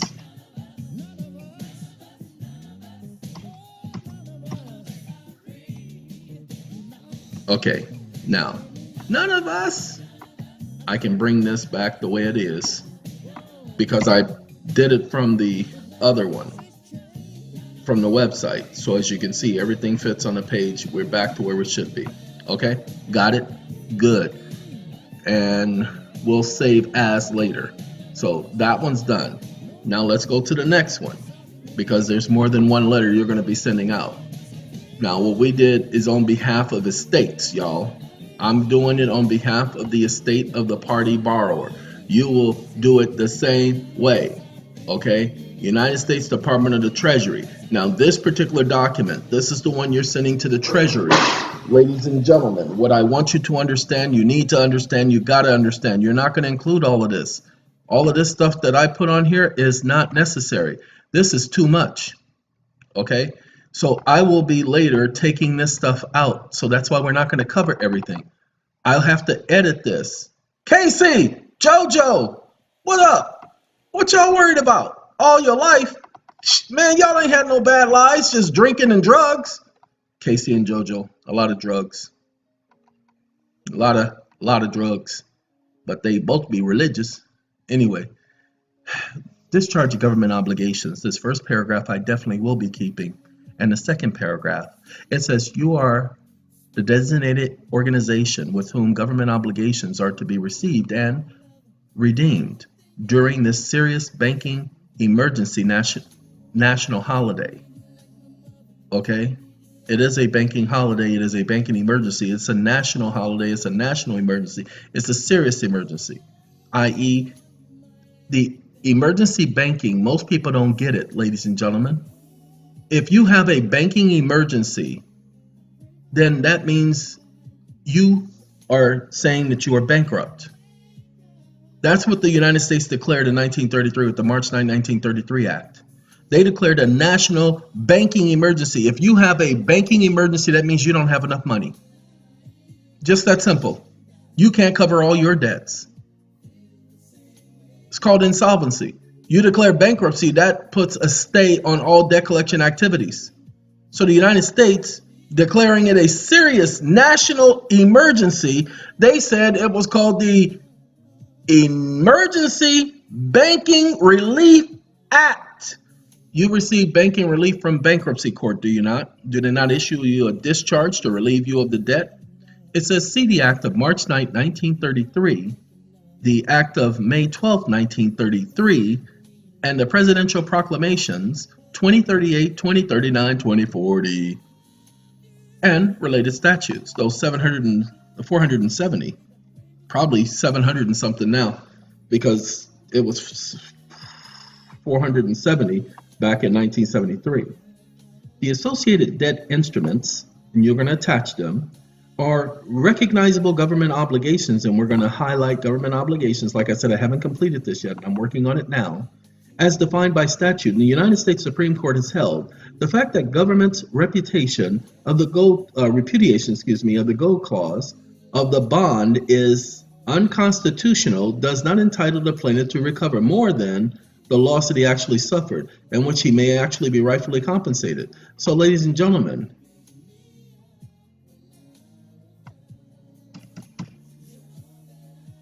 okay, I just want that they said it was unconstitutional. In accordance with the tenor thereof, due to the provisions of the Public Resolution number 1073rd Congress, obligating the gold clause in all obligations. First, the impact of obligations. The bond now before us is the obligation of the United States. The term bond are explicit. No, we don't want that. We don't want that. We don't need that part right there. Okay, what we do need,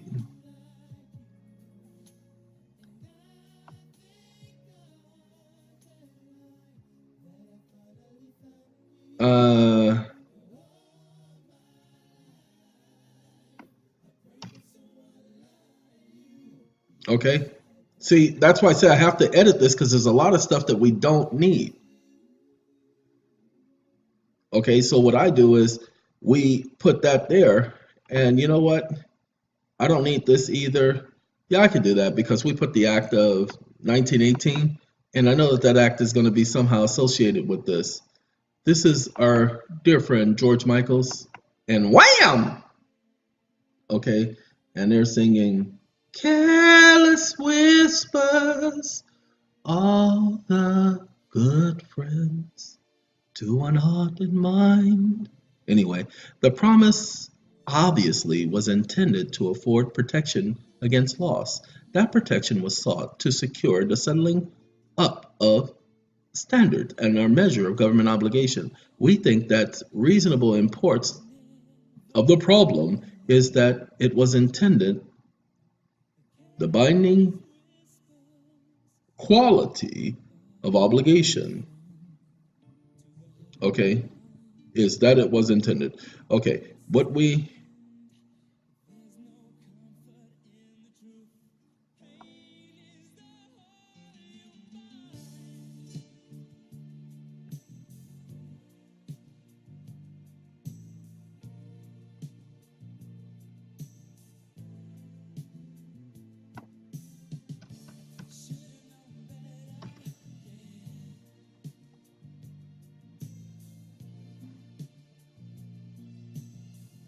okay, that's what I'm doing.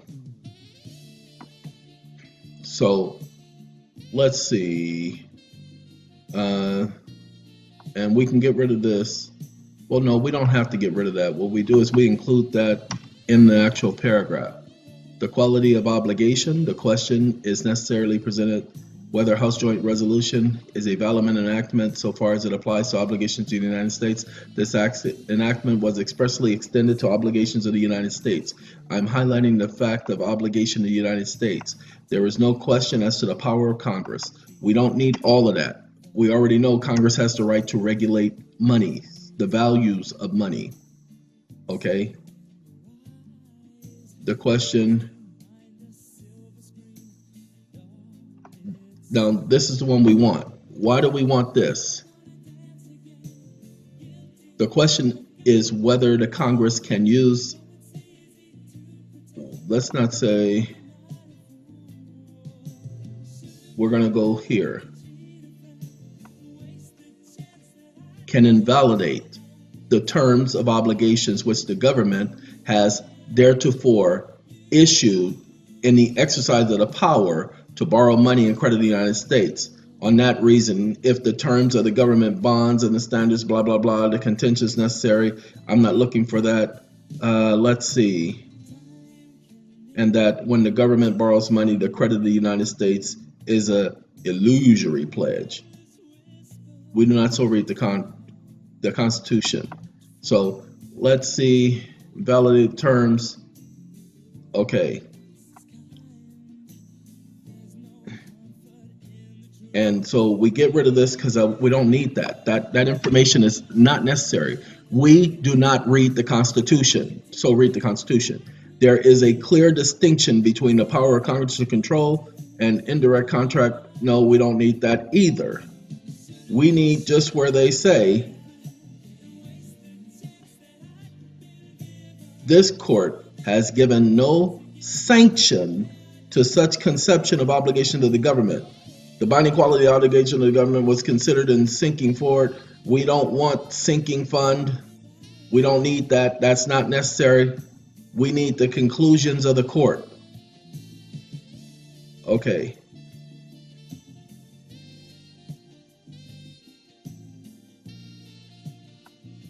This is the part we want. Okay. The Congress, as an instrumentality of sovereignty, is endowed by certain powers to be exerted on behalf of the people in a manner to effectuate the constitutional gains. Congress cannot invoke the sovereignty. The Constitution gives Congress the right to borrow money. Don't care about that. The United States, in essence, Congress has no vested authority to alter or destroy these obligations. This is what the main points that we need. Okay? We don't need, in fact, the United States, blah, blah, blah. We want to say, while Congress is under no duty to provide a remedy through the courts, the contractual obligation still exists. Now, pay attention. Do you understand why we're going to be using exactly while Congress is under no duty to provide remedy through the court, but they are under duty to provide a remedy? These contractual obligations still exist, and despite the infirmities of procedure, remain binding on the conscience of the sovereignty. Okay, we don't care about this. This was the 14th Amendment that says the validity of the public debt shall not be questioned. That the validity of the public debt shall not be questioned. Okay, you know what? I'm going to leave that because the Treasury understands that. We regard it as conformity with the fundamental principle which applies to others duly authorized by Congress, and not considering the expression, the validity of the public debt, as embracing whether, okay, we don't need that. Let's do, I messed up. I got to get rid of Session. Jeff Sessions, got to get rid of that one. He's a moron.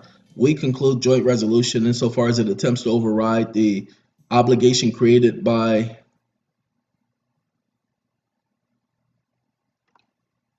went beyond congressional power. So, and as much as they try to say they don't have an obligation, okay, we don't need redeeming. Now, this is what I put. Many people have attempted to address this body in the discharge and the redeeming of government obligations, as outlined in 12 U.S.C. 411 and other prescribed statutes, only to be ignored and or to be told that their attempts were frivolous or part of some movement. And we object to such inferences by this organization, known as the United States Treasury Department. As has been expressed by the United States Supreme Court, the government is obligated to honor its contractual obligations respecting government obligations, and as stated by Congress, in return for government obligations, bills of exchange, drafts, notes, trade acceptances, and banker's acceptance, because it is backed by the credit of the nation and will represent a mortgage on all the homes and other property of all the people. The consideration for allowing all of the property of all of the people to be mortgaged and or owned by the government of the ownership of all property is in the state, and individual so-called ownership is only by virtue of government, i.e. law, amounting to the mere user, and must be in accordance with law and the necessities of the state. We don't care by virtue of government. That's all we need. Okay? That's why Teddy is talking about what Harold Melvin and the Blue Notes. Bad luck! That's what you got. That's what you got. Anyway, value, and that expressed in the aforementioned statute regarding the redemption of government obligations. The associated debt instruments, that's right, using their term, associated debt instruments qualifies government obligations as defined by statute. The reason why this information has been placed in writing to your organization is so that it is clear to you what our intentions are, that we are attempting to comply with statute and the intentions of Congress as interpreted by the United States Supreme Court. There's a lot being said in that paragraph, ladies and gentlemen, a lot that is necessary to have been said.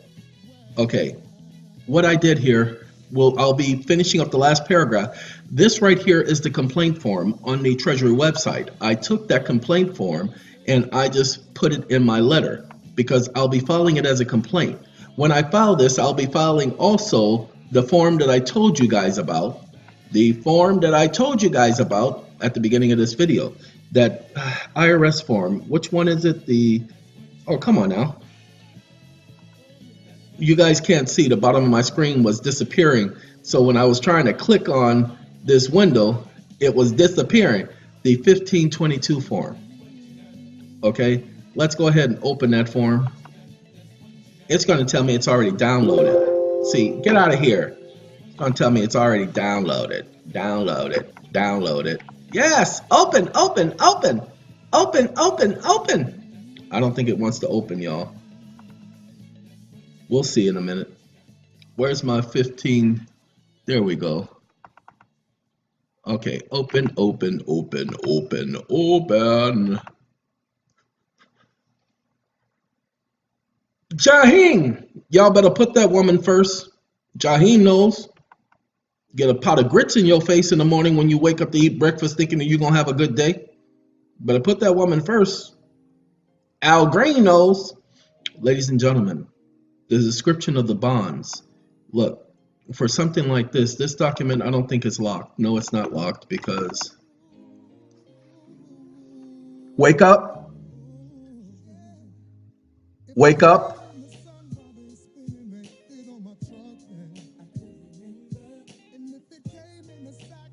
Government obligations. All caps that.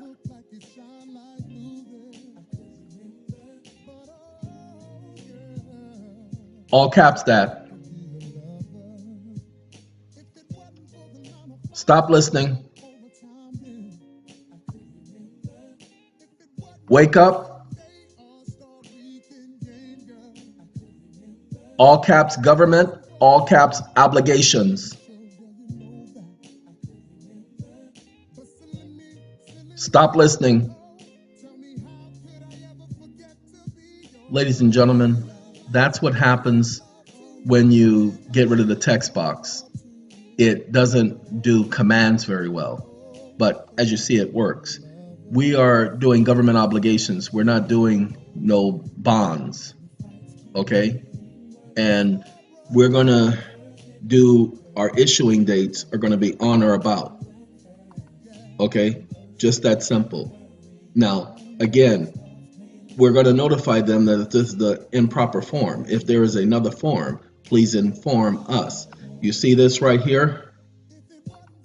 We don't want to do anything under nobody's penalties. Penalties are for saps. We just want to let our word be our bond. My word is my bond, dude. Okay, the number shown in this form is, we don't want to do my correct taxpayer identification. The taxpayer identification number. I am waiting for the number to be issued to me, blah, blah, blah. And that I am not subject to backup withholding tax. I am exempt from backup withholding tax. You guys understand? I am, see this thing says I am a, sit up here and play with me. I am a United States of American person and United States of America resident. Okay? That's all right. When I do videos like this, they start to look at the documents. See, they want you to do things under penalty of perjury. So we sent in a document for somebody and we got rid of the penalty of perjury junk, and they sent it back telling us that we didn't do this and we didn't do that and we didn't do this and we didn't do that. And so now I get to write a complaint against that worker. And I'm going to let that person know that if they continue to interfere with our right, that I will file a complaint against them as an employee of the United States Treasury Department for violating the Treasury Code. Okay? All right. So, ladies and gentlemen, as you can see, this document, when you complete this, this is what you're going to send in. Okay? And you're going to have to reword it. Got it? Because this is only about discharging a government obligation. We're not trying to get paid here. Okay? We are not trying to get paid here. This is not us trying to come up. A lot of people are doing this stuff and they're trying to get rich because they got bills. Ladies and gentlemen, we're trying to tell you how to get rid of a large bill. You get rid of that one, that will free you up to take care of all the other things. Okay? Just that simple. So this form right here, I'm saving this because I need this form to be worded that way. Okay? And it says, remember, this thing said bond. It says, I am the owner or person entitled to payment of the securities described below. Ladies and gentlemen, but it said bond. Just want you to know that this is not strictly for a bond. A security is what it's for. Now, some of you know about the GSA forms that need to be filled out, the 24, 25, 25A. Well, I'm going to suggest you might want to include that when you send it to the Treasury. Let's minimize that. Let's minimize this because we got to go to our next letter that need to be sent out. You need to send out a notification. I want you to go through this list. This video is for you, not for me. I want you to go through the list because these are the forms you're going to put together. It will take you a couple of days, and that's okay. What's a couple of days when the eventual result is you having completed an administrative record, followed an administrative process? You guys, those of you who are sending stuff to the IRS and the IRS are sending you those forms calling your document frivolous. Okay, let me show you something. And don't tell me that I ain't did nothing for y'all, that I don't know what I'm talking about, or I done did this, or I done did that, and I done misinformed. Don't come back at me saying that when I give you information like I'm about to give you. Okay, because nobody else is going to give it to you, but I'm going to give it to you.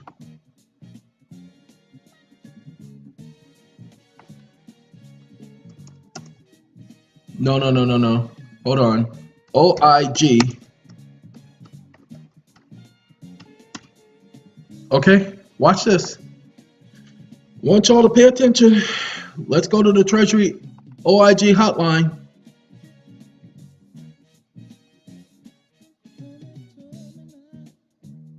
Curtis, what are you singing about? Ladies and gentlemen, this is Curtis Mayfield.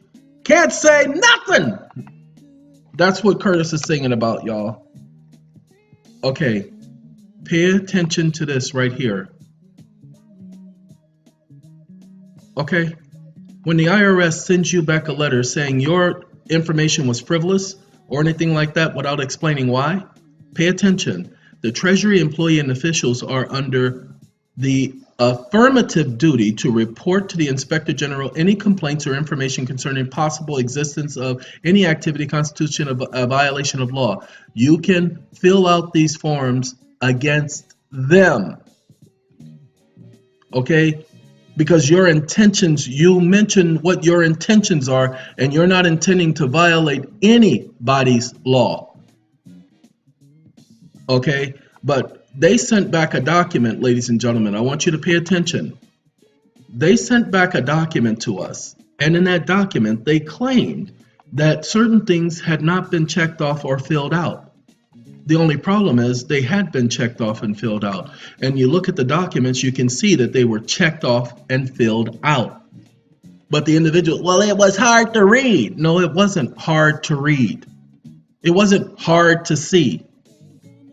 So you file a complaint, or you let them know that you'll be filing a complaint against them. They'll be less likely to sit up there and just throw your stuff to the curb and trash your stuff. But you have to follow procedure. You have to create your administrative record. You have to create your record showing what your intent is. Your intent is to discharge a government obligation. You're not trying to get rich. You're not trying to run no scheme. You're not following no stupid process where you're a part of some stupid group. Okay? Because there is no law against you applying to discharge a government obligation. You have an obligation to help bring down the public debt. Okay, I think we already did this. Yeah, I already did this form. Showing them, oh, no. This is the one where we give them notification. This is the one I said notification. So let's get back to this. Ladies and gentlemen, you have to copy the law in your state, which talks about the Satisfaction of Mortgage Act. I think this is, no, let me make sure, because see what happens is down here, they switch up. So give me 1 second. I think I did this already. Make sure. Oh, that's right. We're on a Treasury document. So we did this anyway. So anyway, still speaking about that one, you're going to have to do it the right way. The information regarding the Satisfaction of Mortgage Act, you're going to have to put in there, and you're going to have to notify them of the Satisfaction of Mortgage Act. And we are going to pull up, where's the Treasury document? That's the estate one, on behalf of. Where's my on behalf of? No, that's not it. On behalf of. Whew, got distracted and dismacracked. Okay. But again, the on behalf of, this is the Treasury Department. This is why you are sending that to them. Is because you're letting them know, and you're going to attach your mortgage, and you're going to attach their questions that they have. We don't want to be complaining about a person. We want to complain about the Department of the Treasury not accepting our government obligations as required by the statute. Ladies and gentlemen, what you guys are not getting, and you haven't been getting, and it's been in your face the whole time, and you should be getting it because it's in your face the whole time, is that it's a government obligation. And per the law, remember, the employees of the Treasury must follow the law. 12 U.S.C. 411. What does the law say you must do with a government obligation? Does it not say when you receive a government obligation that you have the right to take that up government obligation to the United States Treasury? And what does it say they must do? Does it give them the choice? Now you tell me I'm wrong. It says that, and we're not worried about Federal Reserve notes, we're worried about the said notes shall be government obligations. And what happens with government obligation? All government obligations are receivable by all national banks and Federal Reserve banks for taxes, customs, and public dues. Well, since the government has declared your mortgage to be a public obligation, a public due, a public debt, okay, the Treasury must redeem it on demand. They don't have a choice, people. You guys have been dealing back and forth with them, giving you these little lame answers, and you're not using their own junk against them. Do I not tell you, you use your opponent's junk against him? Guess what's their biggest weakness? That they have policies and procedure. Why must they have policy and procedure? Because they must provide a remedy. And you guys are not using their policies and procedures against them. You're letting them send you this letter and that letter, telling you this and that, and then you're getting worried. Ladies and gentlemen, you guys are letting the courts give you this and that and do this and that. Now hold on. If you go after them, you must have originally followed procedure. That's why I'm giving you your procedure. You're going to send out all of your notices. You're going to do so nicely. You're going to do so meticulously, consistently. And you're not going to send it certified mail, no registered mail. Ladies and gentlemen, send it priority mail, because all priority mail packages come with insurance, $50 insurance automatic. And they come with a tracking number. That is the same as certified mail. Why? Because the tracking number is by a person over the age of 18 who actually signs and authenticates the fact that he delivered it. His signature is electronic. Her signature is electronic, which is binding in the United States. Stop doing that registered mail junk. Well, the registered mail is blah, blah, whatever. What the? You trying to sit up there and say it's backed by gold. The gold. Ladies and gentlemen, we're not dealing with gold. We're dealing about you documenting the record the right way. Just do it the way it's supposed to be done and quit trying to add all that other junk to this process. Sorry about that, ladies and gentlemen. That's how he gets. Because so many people just simply don't get it. Again, let me explain to all of you. I'm running out of time in my being able to explain all of this to you. I wrote a story, and I probably will do a video on it. That'll be separate from these videos. But the story I wrote it's called The Mind Prison. A person being trapped in his own mind. What a lot of people don't know, there are a lot of people out there who, they go through life and they're literally trapped in their own head.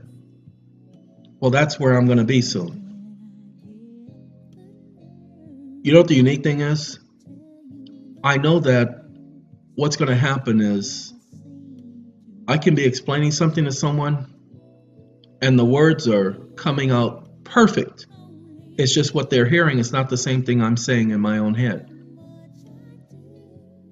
That's what I'm headed for. So when I tell you I'm running out of time, what I'm explaining to you is exactly the law. And I'm doing it, and if you pay attention to the words, well, you just make so many jokes and your videos are too long. I'm doing this for your benefit, people. I'm doing it because it's a means, it's a teaching tool. It's to help you maintain the information. Or maybe you guys didn't understand what's going on. I started this video out explaining to you about where I am and how things are going on and blah, blah, blah. Please understand. I love that phrase, blah, blah, blah. Ladies and gentlemen, when I was in the hospital and suffered the massive stroke, massive heart attack, and had a temperature of 126 degrees Fahrenheit. And as stated, the only reason why it was only 126 degrees is because the temperature gauges in the hospital didn't go past 126 degrees. Well, guess what? They go past 126 degrees now as a result of this person, the first person to survive such an ordeal. But mind you, I still had muscular dystrophy. So that little ordeal has actually affected that part of the disease. And the more I think, the more I focus, the more I concentrate, and I do a lot of thinking, people. You hear me talk about my thinking and how I analyze things. I spend my entire waking day doing that, and most of the time while I am sleeping. I cannot get any sleep because the mind is a brain, the mind is a muscle, the mind is a brain. Did you hear him say the mind is a brain? Oh, that was stupid. Anyway, the mind is a muscle, like the heart is a muscle. The disease is called muscular dystrophy. It's gonna click in a moment. So I don't stop thinking, but that's the fact that I am doing all of this thinking for you all. That's taking a lot from me. All right, I'm gonna have to conclude because we have 2 more documents that we need to cover that you guys are waiting for. So I'm doing this for your benefit. So my suggestion is that you put together your stupidity and your ignorance, and you pack it away and you put it to the side while watching my videos and just pay attention to the information. I want you to understand because you won't get it. I don't give a whether you like my videos or not. Either you want the information or you don't. And if you don't want it, move to someplace else. I'm here to talk to my people. And my people, y'all knows who y'all is. I had to say that and I apologize. We have to get rid of the people who don't understand, who don't know what's been going on all these years, who can't put together the information, who can't put together the understanding. The reason why you're doing this letter right here is because this is the FDCPA letter that you're going to send out. Now, the name of the company you're sending it to, the name of your estate, and you're going to reference the obligation associated with this address. To whom it may concern, you have indicated that you are attempting to collect the debt. That's right. You'll go into court and the court will claim that the banks are not debt collectors in the foreclosure proceeding. That is a lie. Bring a copy of your letter that you got from the bank and say, excuse me, Your Honor, you a mother. Why? Of course these are debt collectors. See right here, they even say they are debt collectors. So how you gonna tell me they're not a debt collector? No, you need to correct the record. No, I object. We go no further until you correct the record. Because you just lied or misinformed the public on the record, and you, as a judicial officer representing the court, need to correct the record. So I object. And I strike your statement as being inappropriate for these proceedings. You don't have to do that. That's what I do. You just bring up the point that they're a debt collector.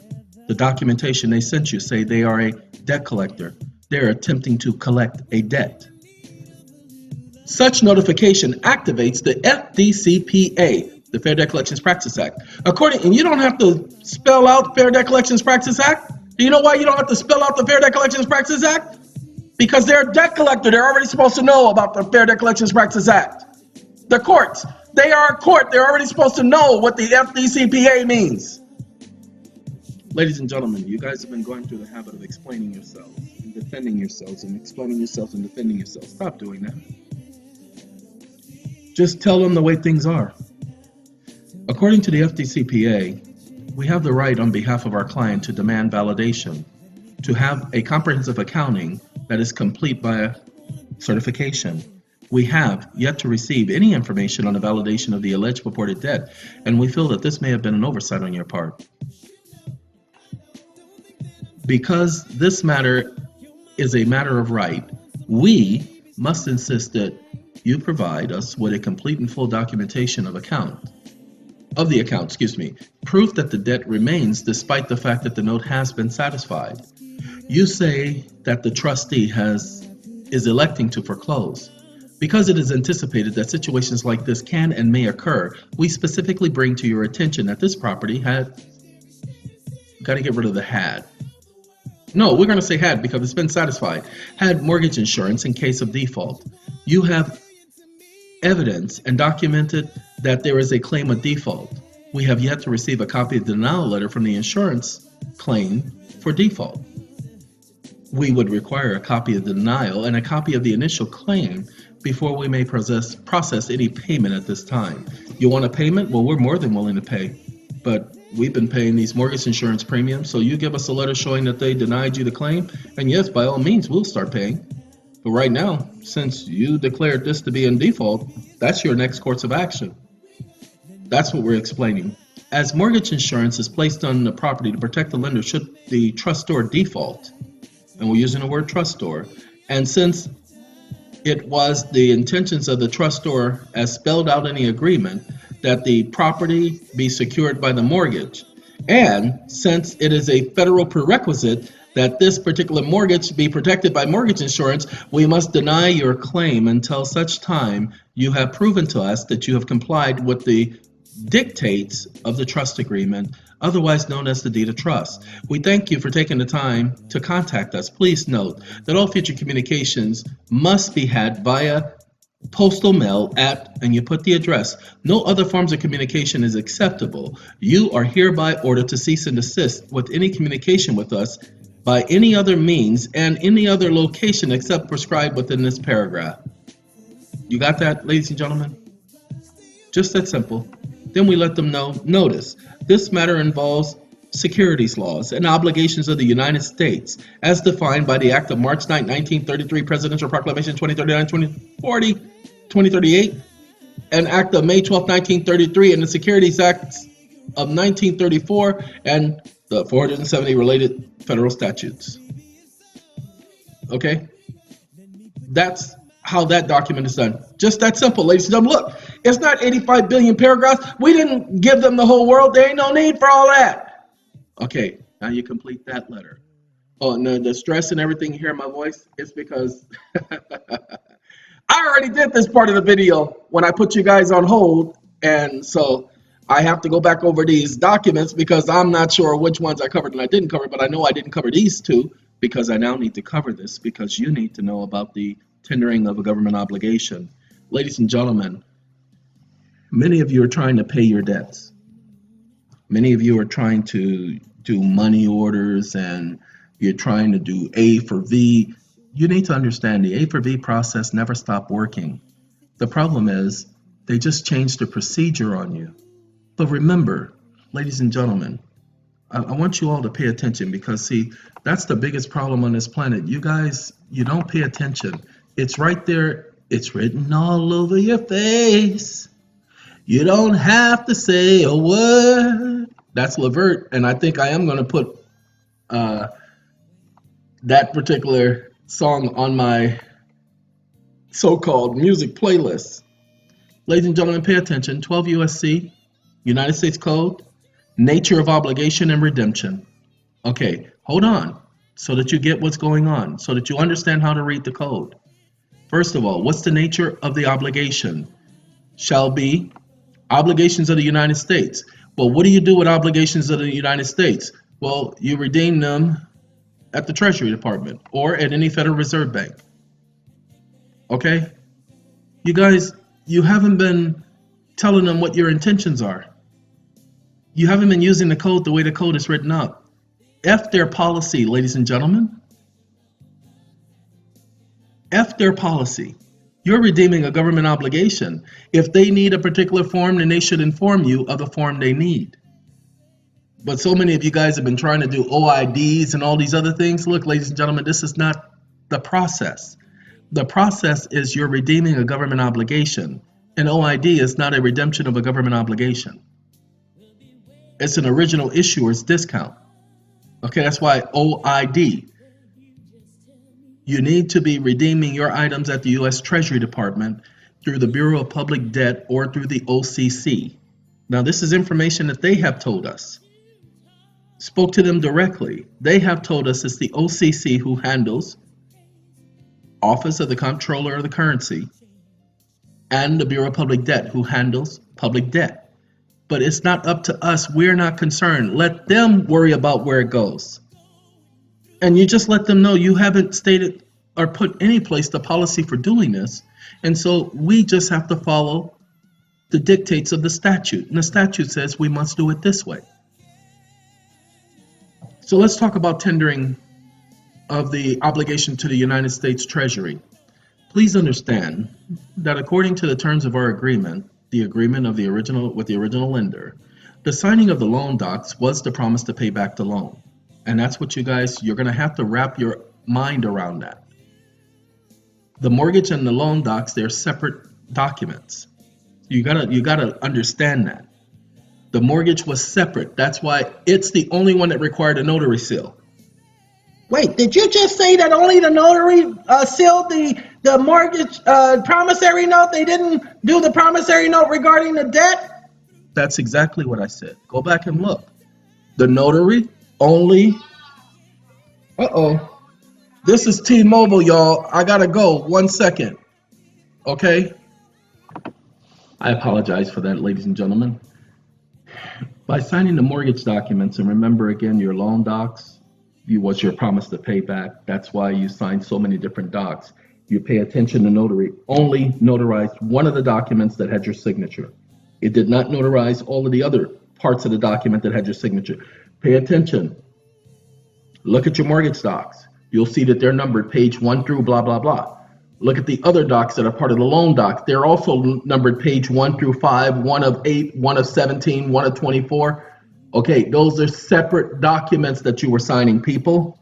They're all contracts. They're all obligations. Government obligations is what we're focusing on, though. It says by signing the mortgage docs, the signing of the mortgage docs was the agreement to allow the loan to be paid back by proceeds received from trading the mortgage on the market. We're saying that was the intent. We don't care if the documents don't say that. We're saying that was our intent.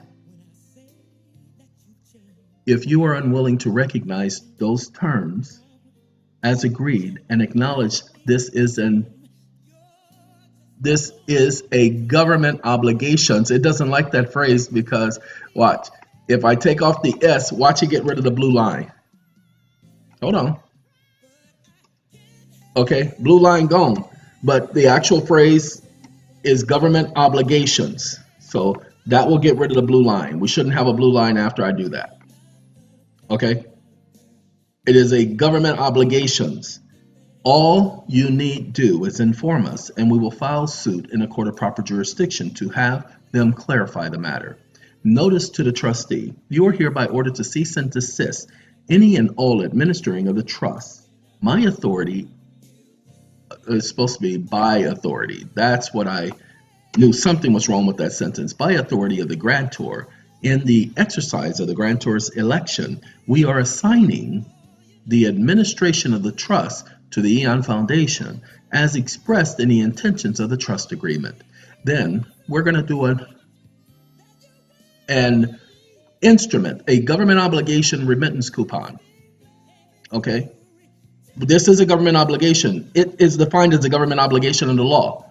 But we put our intent, people. We're putting our intentions. The above United States government obligation is hereby accepted and acknowledged. And I do assign and pledge the total value of the obligation to the United States of America through the, I just wanted to make sure of the phrase, through the United States Department of the Treasury to be redeemed for value and receivable, see, it's an accounts receivable at the Federal Reserve, the Federal Reserve Bank and or any membered bank and or national association as prescribed by statute. The Act of March 9, 1933, the Act of May 12, 1933, 12 U.S.C. 411, 18 U.S.C. 8. They can't come at me in nobody's court talking about I tried to get over on somebody or I tried to do something fraudulently. I'm relying on statute, and I'm putting what my intentions are, and the intentions of the United States Congress concerning the current serious national emergency. Okay? So I'm not only going by my own intentions, but I'm putting what Congress's intentions were. Love you. I love you. Okay, this is my song, y'all. This is Patty. Then I put the act, the Federal Emergency Relief Act, an act to provide for the cooperation of the federal government with the several states and territories and the District of Columbia in relieving the hardships and sufferings caused by Section A, out of funds to be provided for necessities of life of persons in need as a result of the present emergency and or to their dependents, whether resident, transient, homeless. The Federal Emergency Relief Act of 1933, approved March 12, 1933, Section 4A. Okay. Now, the ownership of all property is by virtue of government. We don't want by is in the state. Okay, that's what we want. The ownership of all property is in the state by virtue of government. Okay. Yeah, individual so-called ownership is only, but we get rid of this. We just want the ownership of all property is in the state. Okay, just that simple statement. Under the new law, government obligations, we don't need any of this, is backed by the credit of the nation. It will represent a mortgage on all the homes and all the other property of all the people in the nation. The said notes shall be obligations of the United States. Okay. Watch this. Let's get rid of the said notes. Sorry about that, ladies and gentlemen. It's having a senior moment. Okay. Obligations of the United States shall be receivable. Get rid of that. Shall be receivable of all national banks, Federal Reserve banks, and for. Get rid of that so that you guys can understand the code. The obligations of the United States shall be receivable for all. Let's get for all, and we get rid of that. Public dues.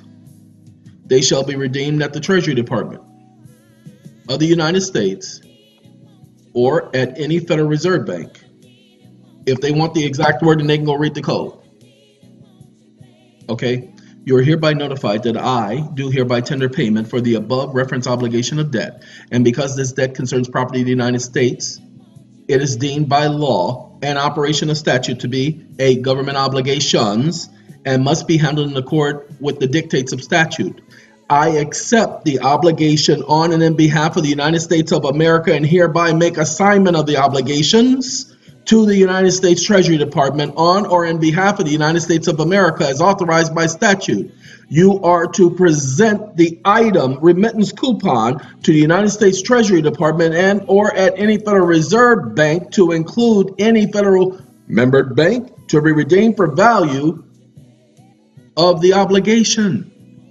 And do you see, I put the code, people. As per the terms of the contract, this shall serve as my notice of change in terms of contract, canceling and suspending any acceleration penalties. Wake up. And or associated. Stop listening.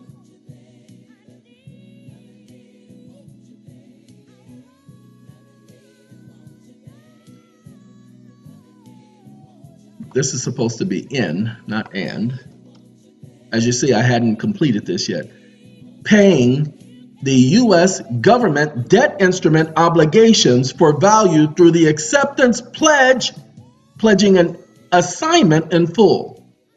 Through acceptance, okay, so what you're doing, it says, and or suspending any acceleration and or associated penalty in paying the U.S. government obligations debt instrument for value through acceptance, pledging, and assignment in full.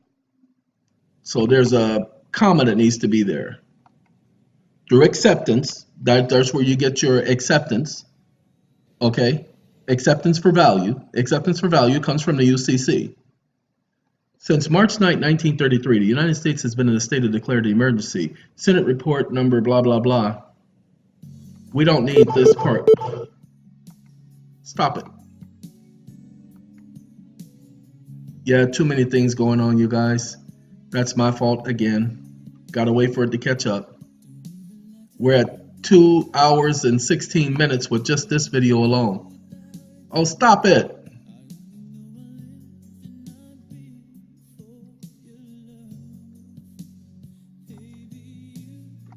Okay. All right. Endorse the note as follows. Endorse the insured note as follows. Paid to the order of blah, blah, blah without recourse. The holder will deliver it to the Director of Finance Office. Okay. Ladies and gentlemen, it is the principle behind that. It is the principle behind that. Okay, the holder of the note will endorse it as follows: paid to the United States of America. Why? Because that is a government obligation. That's how you discharge government obligations. See, that's what we've been focusing on. We're not focusing on anything else. We're not focusing on any of that bullshit that you guys are getting off of these internet websites, listening to these stupid people who don't know what they're talking about, who's talking out the side of their neck because they're parroting what they heard somebody else say. Government obligations are to be redeemed through the Treasury. The only way for you to discharge a government obligation is through the Treasury or through the Federal Reserve Bank. Now, you know you're going to have problems with the Federal Reserve, so go through the Treasury. But if you want to go through the Federal Reserve, go through the Federal Reserve. Ladies and gentlemen, hold on, let me minimize this. Let me minimize that. Babyface, okay? He don't look like a baby no more, y'all. He like 80 years old now. Just kidding, babyface, Mr. Edmonds. Okay. Bye-bye. Let you go. Ladies and gentlemen, hey, Pepsi! Seems to be a generational thing. Wanted to let you all know that this is an administrative process. There was an easier way to do it back in the day. But now you have to document everything that you're doing. Because if you don't, they'll either ignore you, and you don't want to deal with just them ignoring you, because now they can't ignore you. You send it to the Treasury, now you file a lawsuit showing that you've discharged this government obligation. The court cannot tell you that it's not a government obligation because the court cannot speak on behalf of the Treasury. But you're going to say you followed the statute and give them the statute. What statute is that? 12 U.S.C. 411. We've already outlined that it's a government obligation according to the government. So handle your government obligations. Ladies and gentlemen, I have a meeting in 3 hours. And so I'm going to have to cut this video short, let you guys get back to your lives. So what I'm going to do is say, thank you for taking the time. And I know. Thank me for taking the time. But you guys wanted to know how to discharge a mortgage. Again, lately I've been showing you how I would do it. Don't email me asking me any questions. Don't email me telling me your situation and how you need to get out of this and you need help or you need some direction. Don't tell me what you've done so far because I don't care. I literally will ignore your email. I promise you I will ignore your email because I don't care. I don't have time to work on your stuff. That is selfish of you to think that I will give you that type of time. I told you I have one person whose items I'm working on. She comes first. She's more important than any of you, especially right now. You don't need to understand why. That's none of your business. Oh, my mind is running wild. Oh, I can think of all kind of reasons. And I have 2 fingers, one on each hand. You can sit and spin and sit and spin and sit and spin, and you can suck on the thumb as a lollipop while you're sitting and spending. Yes, that's what you people do to me because you're selfish. Not my people. My people ain't selfish. I'm talking about the new booties. You know, those people who just come and hitchhike. Okay, could have made this stuff private, but then that would have been worse. So the fact that everybody gets to come and listen, that's fine. But all of you ignorant little morons who think that you have a right to give your opinion, this is not the place for you. You are the reason why there is no commenting on the videos. It's because of your ignorance, because you don't know how to stick to the subject. No, you want to talk about your feelings, how you feel something should be done. Selfish, ignorant morons. When you're no longer alive, when you're no longer existing, the world will be a much better place. Yeah, I said it. Yes, I said it. Everybody else is afraid to tell people exactly the truth. Okay? Some of you are just... Sorry. I was about to go there, and there's no reason for me to, because this video is not about that. I'm not going to let my frustration with the ignorance of some people take care of things. Ladies and gentlemen, this is one of my favorite songs of all times. This song is just done so perfect. Okay? It's just the time that this song came out was perfect. I don't know how they did with timing back then, but this was at that time of year where this was a perfect song. And this is one of those little slow, long nights. You just play this song and you cuddle up with a nice cold glass of mojo. That's right. He's got his mojo. Anyway, thank all of you for taking the time. And what you must understand, what you should understand, what you need to understand is this simple thing. Please understand, this is simple. What you need to understand, because this is simple, is you will not be able to defeat this process by one process, one document. That's why you must hit them at every single turn. This shows that you completed the process. You did everything you were supposed to do, and they failed to provide remedy. Remember, government must provide remedy. Government must provide remedy. You don't have to say that in your documents. The way the documents are written is exactly the way I would be sending them out. I would suggest that you send yours out the same way. Now, if you have to send them out to all of these different companies, let me let you know what you do. Okay. You see this part up here where it says to? This is what you do. Okay?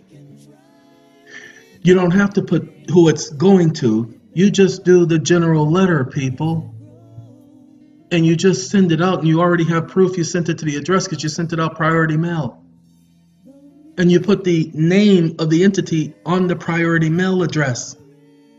So it's going to that zip code. So you have proof that it went there. Well, let's say, who was the letter addressed to? The same one the envelope was addressed to. The same address it was sent to. You got a problem with that? Well, the letter didn't have a name on it. The letter said to whom it may concern. We gave them the mortgage information. We told them who it was. So if they're handling that account on any level, it concerns them. So that's who it was to. You ignorant mother. You better leave me alone. Okay? So that's whom we are addressing it to. So that you don't have to sit up there and do a separate letter for anyone. You just print up several copies of one letter. You feel me, people? You got me. Hold on to it. Grab hold of it. Let it go. Sing it. Slip it. Whatever. Ladies and gentlemen, gotta go. Have a good day. Have a good night. We're not going to let this song get started because that's a whole new conversation. I am so glad James Ingram and them allowed us to end this call, this telephone conversation, this video conversation, this YouTube conversation, this YouTube communication, this mortgage, debt instrument, OID, maybe communication. Have a good day, everyone. Goodbye.